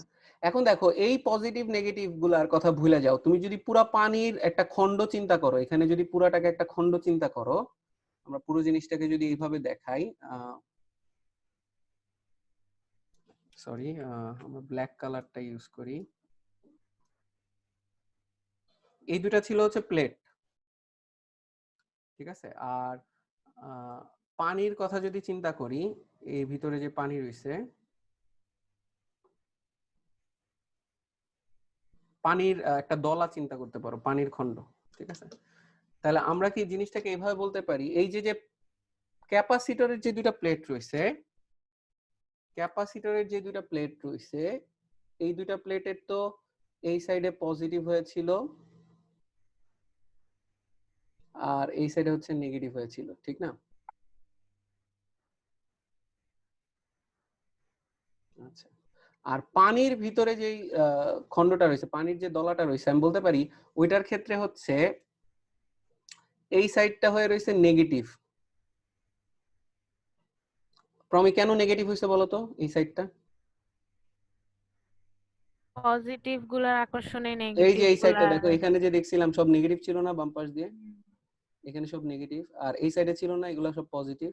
তাহলে বলতে পারি ডান সাইডটা থাকবে হচ্ছে পজিটিভ। আমি কি সবাইকে বুঝাইতে পারছি? তোমরা যদি না বুঝো আমাকে একটু কোশ্চেন করো। পানির পুরাটাকে একটা খন্ড হিসেবে চিন্তা করছি, মাঝখানে এই প্লাস মাইনাস গুলো নিউট্রাল হয়ে যাচ্ছে কাইন্ড অফ পানির ভিতরে। বাট পুরা পানিটা যদি চিন্তা করো, পানির এক সাইডে পজিটিভ হয়ে রয়েছে আর এক সাইডে নেগেটিভ হয়ে রয়েছে। ইন টোটাল এখনো সে নিউট্রালি আছে, কিন্তু একটা পোলার ধর্মের জন্য দুই সাইডে একটা পজিটিভ নেগেটিভ তৈরি হয়ে গেছে। এবং এটা কি আমরা বলতে পারি, দেখো আমরা সবার মনে আছে কিনা আমি জানি না, যে ইলেকট্রিক ফিল্ডের ডিরেকশন যখন এরকম পজিটিভ নেগেটিভ থাকে, ইলেকট্রিক ফিল্ড কোথা থেকে কোথায় হয়, ডিরেকশন কোন দিকে হয়? পজিটিভ নেগেটিভ নেগেটিভ নেগেটিভের দিকে। পজিটিভ থেকে নেগেটিভের দিকে। আমরা মনে আছে বলছিলাম যে পজিটিভ থেকে বলরেখা বের হয়ে নেগেটিভে ঢুকে, তাহলে ইলেকট্রিক ফিল্ডের ডিরেকশন হবে হচ্ছে পজিটিভ থেকে নেগেটিভের দিকে। যদি সেটা হয়ে থাকে, আমি কি বলতে পারি এইখানে যে ঘটনাটা ঘটছে, প্লেটের পজিটিভ আর নেগেটিভ গুলা মিলা রাইট হ্যান্ড সাইডে একটা ইলেকট্রিক ফিল্ড ক্রিয়েট করছে। আমরা যদি এটা ডিরেকশন দেই, এটা হচ্ছে এই ডিরেকশনে, এই যে এই প্লেটের পজিটিভ আর এই যে রাইট সাইডের প্লেটের নেগেটিভ, এই পজিটিভ আর নেগেটিভ গুলা মিলে একটা ইলেকট্রিক ফিল্ড ক্রিয়েট করছে। এটাকে আমরা বললাম, নাম দিলাম হচ্ছে ই এক্সটার্নাল। ঠিক আছে, ই এক্সটার্নাল মানে বাইরের যে প্লেট আছে, এই বাইরের প্লেটটা ওর ভিতরে যে ইলেকট্রিক ফিল্ড তৈরি করছে। আর বলতো এখানে পানি যে একটা ইলেকট্রিক ফিল্ড তৈরি করবে, পানির ক্ষেত্রে আমরা বলতে পারি এখানে পজিটিভ এখানে নেগেটিভ, মানে হচ্ছে পানিও একটা ইলেকট্রিক ফিল্ড তৈরি করছে। কোন দিকে তৈরি করবে বলতো? উল্টা দিকে, এক্সটার্নাল। উল্টা ডিরেকশনে। তাহলে আমরা বলতে পারি ইন্টারনাল যেটা হচ্ছে এটার ডিরেকশন কিন্তু উল্টা ডিরেকশনে আছে।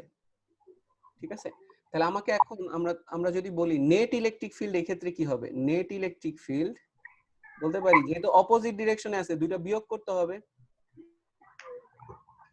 কারণ আপত্তি আছে যে অপোজিট ডিরেকশনে আছে দেখে নেট ইলেকট্রিক ফিল্ডটা বিয়োগ করতে হবে। এবং আমি কি বলতে পারি নেট ইলেকট্রিক ফিল্ডটা কমে গেল, কারণ হচ্ছে ইনিশিয়ালি যখন পানি ছিল না, তুমি জাস্ট নরমালি চিন্তা করো, ডাইইলেকট্রিক পদার্থ যখন দেও নাই, এটা হচ্ছে উইদাউট ডাইইলেকট্রিক। ঠিক আছে, এটা হচ্ছে উইদাউট ডাইইলেকট্রিক। এই সাইডে পজিটিভ আর এই সাইডে নেগেটিভ, এটা হচ্ছে উইদাউট ডাইইলেকট্রিক পদার্থ। তখন কি আমরা বলতে পারি শুধুমাত্র ই এক্সটার্নাল ছিল? কারণ ভিতরে তো কোনো পোলার ধর্ম বিশিষ্ট কোনো মাধ্যম দেওয়া নাই। তাহলে আমরা বলতে পারি এখানে ই নেট হচ্ছে শুধুমাত্র ই এক্সটার্নালের সমান। প্রমি বুঝছি কি হইলো এখানে, ই নেট কেন ই এক্সটার্নালের সমান হইলো? জি স্যার। কারণ এখানে কোনো মাঝখানে আর কোনো কিছু নাই। আচ্ছা, এখন এটা হচ্ছে উইদাউট ডাইইলেকট্রিক, আর এই রাইট হ্যান্ড এটা হচ্ছে কি বলতো, উইথ ডাইইলেকট্রিক। With dielectric. তাহলে এখন আমাকে বলো তো এখানে যে ই নেট ই এক্সটার্নাল ছিল বা ই নেট ছিল, যেটাই বলি, ই নেটের থেকে এখানে যে ই নেট প্রাইম, এটা কমে গেল না?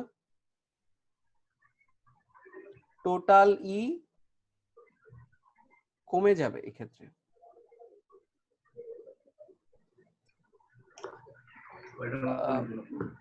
কে জানি কোশ্চেন করতে চাচ্ছিলা, বলো।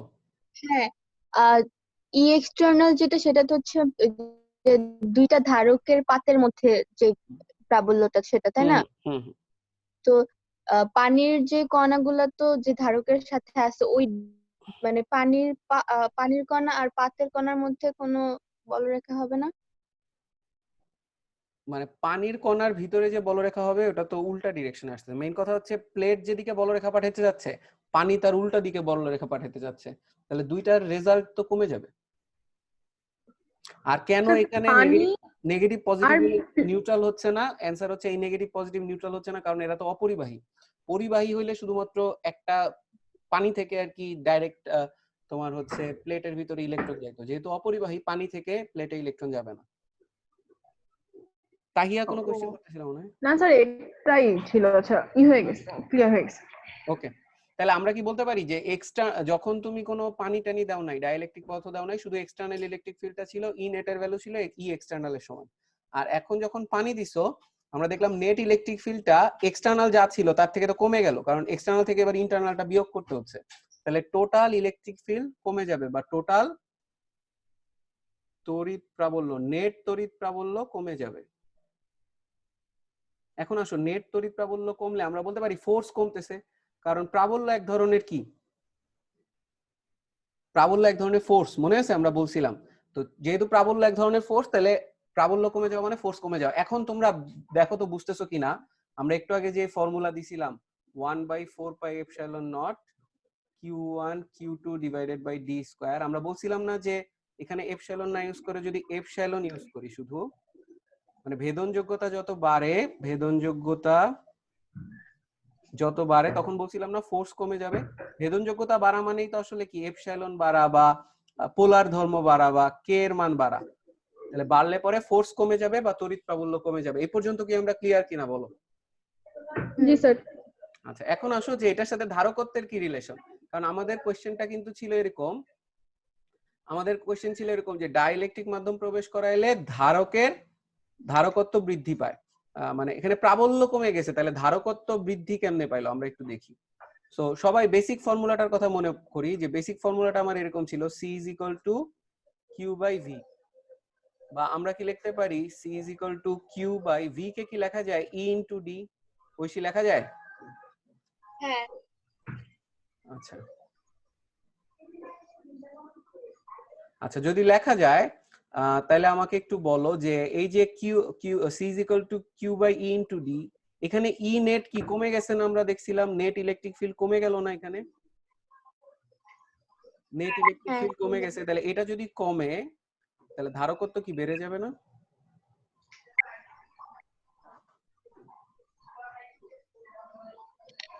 এই বুঝছো কি হয়েছে? হ্যাঁ, বুঝতে পারছি। নেট ইলেকট্রিক ফিল্ড কমে যাচ্ছে দেখে ধারকত্ব বৃদ্ধি পাবে, যেহেতু নেট ইলেকট্রিক ফিল্ডটা নিচের দিকে আছে, তাহলে ধারকত্ব বৃদ্ধি পাবে, ধারকত্ব বা ক্যাপাসিট্যান্স বৃদ্ধি পাবে।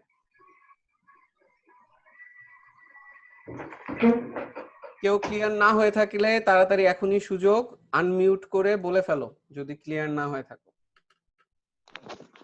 স্যার ই ইন্টারনালটা কেন সমান হবে না, একটু আবার বলবেন প্লিজ? মানে ই ইন্টারনালটা কেন সমান হবে না এক্সটার্নালের? মানে ই এক্সটার্নাল। হ্যাঁ, একটা হচ্ছে যে তুমি এই পজিটিভ নেগেটিভ গুলো হচ্ছে আবেশিত হইছে, ঠিক আছে? আবেশিত হইছে এমন একটা মিডিয়ামে, তোমার হচ্ছে যে মিডিয়ামটা মানে প্রপার্টি ওয়াইজ তো ডিফারেন্ট সব সময়। মেটাল টেটাল এগুলা যত সুন্দর মতো ইলেকট্রিক ফিল্ড ক্রিয়েট করতে পারবে, পোলার গুলা এতটা সুন্দর মতো ইলেকট্রিক ফিল্ড ক্রিয়েট করতে পারে না। নরমালি এই যে পানি দিছো, এই পানির ইলেকট্রিক ফিল্ডটা সব সময় দুর্বল হবে, মেটাল গুলার ইলেকট্রিক ফিল্ড গুলো সব সময় মানে বেশি স্ট্রং হয়। আচ্ছা হ্যাঁ বুঝছি। কে ছিল কোশ্চেনে? আমি তানহা। আচ্ছা তানহা। আচ্ছা, এরপরে আর কারো কোনো কোশ্চেন আছে? সুহাইলা কই? ক্লাস করতেছে আমাদের? ফেসবুকে আছে। রুদমিলা, তুমি কি শুনতেছো? কোনো কথা কথা তো বলো না। জি স্যার, শুনতেছি। বুঝতেছো মোটামুটি? জি স্যার। আচ্ছা, এখন আমি তোমাদেরকে একটা এমসিকিউ দিব, দেখি তোমরা কয়জন এটা পারো। ঠিক আছে, আমি পুরো জিনিসটা মুছে দিলাম। স্যার, এই সমান্তরাল পাতধারকগুলো কোন ধরনের পদার্থ দিয়ে তৈরি হয় মেইনলি? ওই যে মাঝখানে পেস্ট টাইপের কিছু জিনিসপত্র দেয়, মানে দুইটা প্লেটের মাঝখানে পেস্ট টাইপের জিনিস দেয়। আর পাতগুলা কি স্টিল থাকে? মানে কখনো স্টিলের হয়, ওটা আমি ঠিক জানি না, মেটালিক হয়, এটা হচ্ছে মেইন কথা।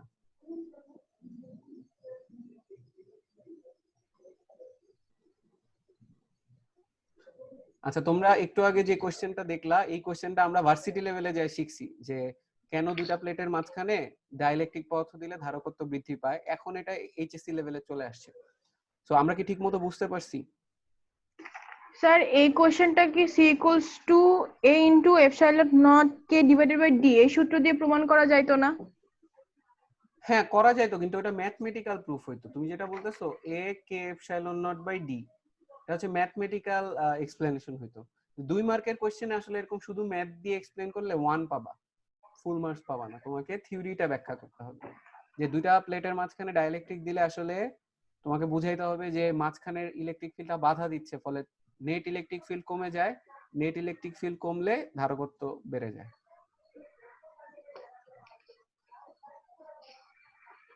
মানে আমরা কিন্তু পারফেকশনিস্ট চাই, ঠিক আছে? আমার নিজের ক্ষেত্রে আমি বলি তোমাদেরকে, আমার টেস্ট পরীক্ষায় ঢাকা কলেজের টেস্ট পরীক্ষায় তোমার ফিজিক্সে 75-এ 74 আসছিল, ঠিক আছে? এবং আমি খুব পারফেকশনের ব্যাপারে খুব মানে কি বলে খুঁতখুঁতা টাইপের। সো আমি কিন্তু চাই যে পোলাপান মানে মেইন কথা যেগুলা যেগুলা জানো তুমি 2 মার্কের কোশ্চেন যদি হয়ও, তোমার যদি দেখো যে একটা কোশ্চেন 2 মার্ক অনেকখানি বড় হয়ে যাচ্ছে, 1 পেজ হচ্ছে, লিখো, কোনো সমস্যা নাই। কারণ তোমার যদি ওই 1 পেজ লিখলে পরে আসলে টিচার খুশি হয় বা জিনিসটার কনসেপ্টটা তুমি ঠিকমতো ডেলিভার করে দিয়ে আসতে পারো, তাহলে সমস্যা কি? এবং এগুলা যত করবা টিচার ইমপ্রেস থাকবে তোমার খাতা দেখা, কোনো মাস্টার্স কাটবে না। তুমি 75-এ 74 বা 100-তে 99 পেয়ে যাবা।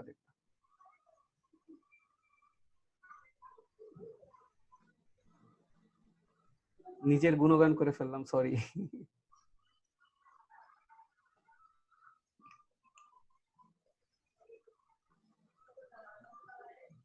সো এটা হচ্ছে আমার কোশ্চেন যে ধারকের দুই পাতের মাঝে ডাইলেকট্রিক পদার্থ প্রবেশ করালে কোনটি হবে? 1 নম্বর হচ্ছে, একাধিক অ্যানসার থাকতে পারে, ঠিক আছে?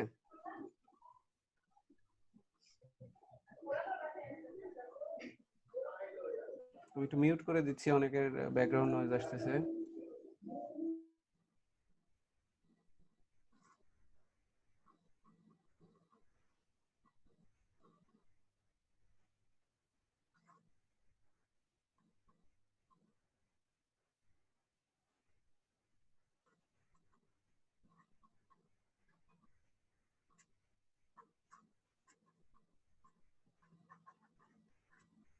ওকে, আমি এটার অ্যানসার আগে জুমে যারা আছো তাদের মাধ্যমে না, আমি আগে ফেসবুকে যারা আছে তাদেরকে জিজ্ঞেস করব যে এখানে কোনটা কোনটা অ্যানসার হবে। তোমরা যারা ফেসবুকে আছো একটু আমাকে বলার চেষ্টা করো যে ধারকের দুই পাতের মাঝে যদি ডাইলেকট্রিক পদার্থ প্রবেশ করায় তাহলে কোন ঘটনাটা ঘটবে?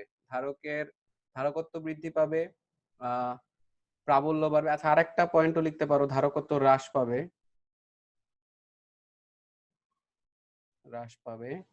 প্রাবল্য বাড়বে, প্রাবল্য কমবে, আছে বিভব বাড়বে, বিভব কমবে, ধারকত্ব হ্রাস পাবে। এরকম 6টা অপশন আছে। যারা ফেসবুকে আছো তারা একটু কমেন্টে আমাকে জানায় দাও যে কোনটা অ্যানসার হবে। সুহাইলা ফেসবুকে আছে, ও জানাইছে।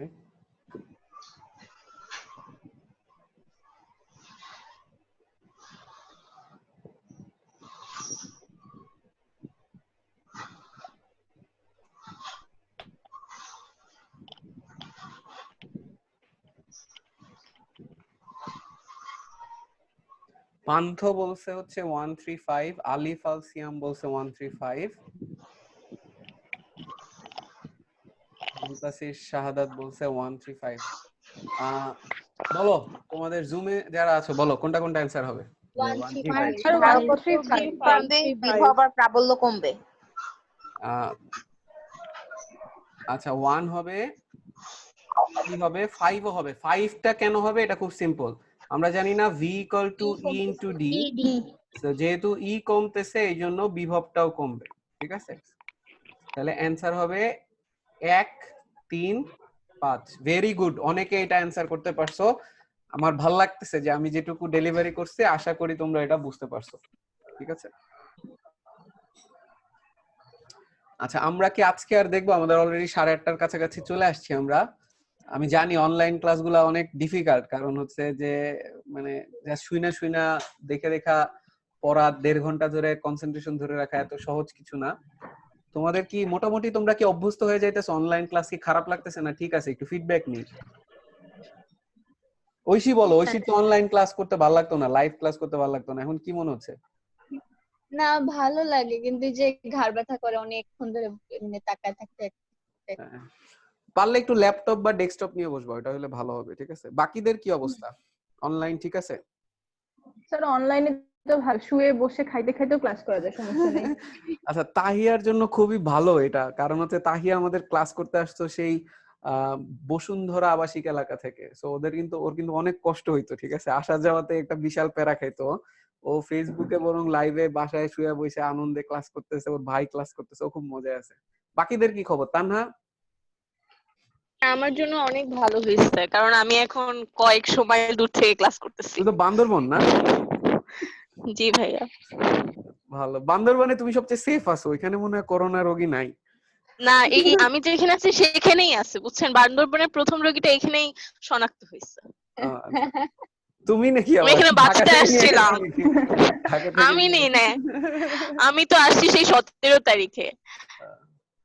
তো এখানে আরেকজন নারায়ণগঞ্জ থেকে আসছিল, উনি নিয়ে আসছে। আচ্ছা আচ্ছা। আলিফ আল সিয়াম বলছে ফিল পাই না ভাই, একা একা লাগে মানে এরকম ক্লাস করতে।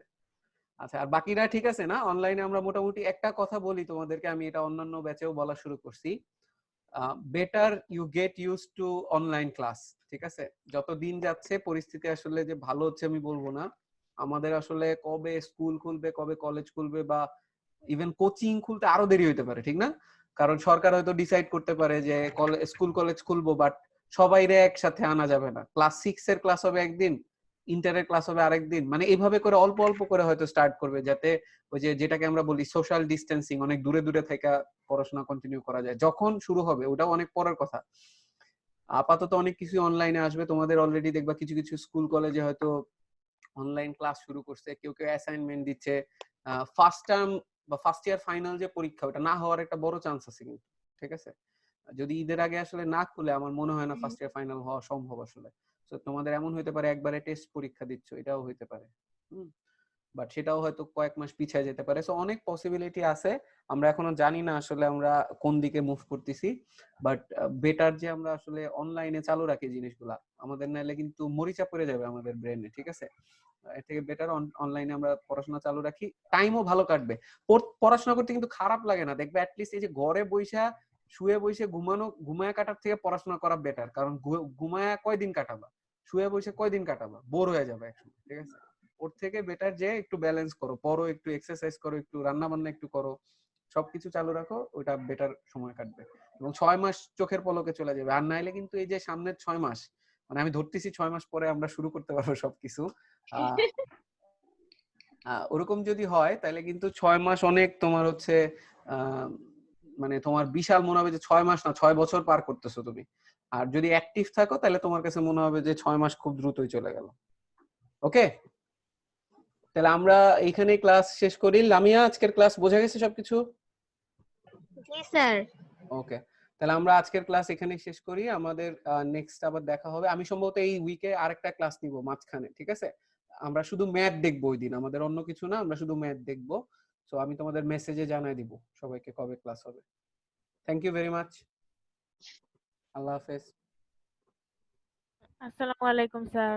ওয়ালাইকুম আসসালাম। আসসালামু আলাইকুম স্যার।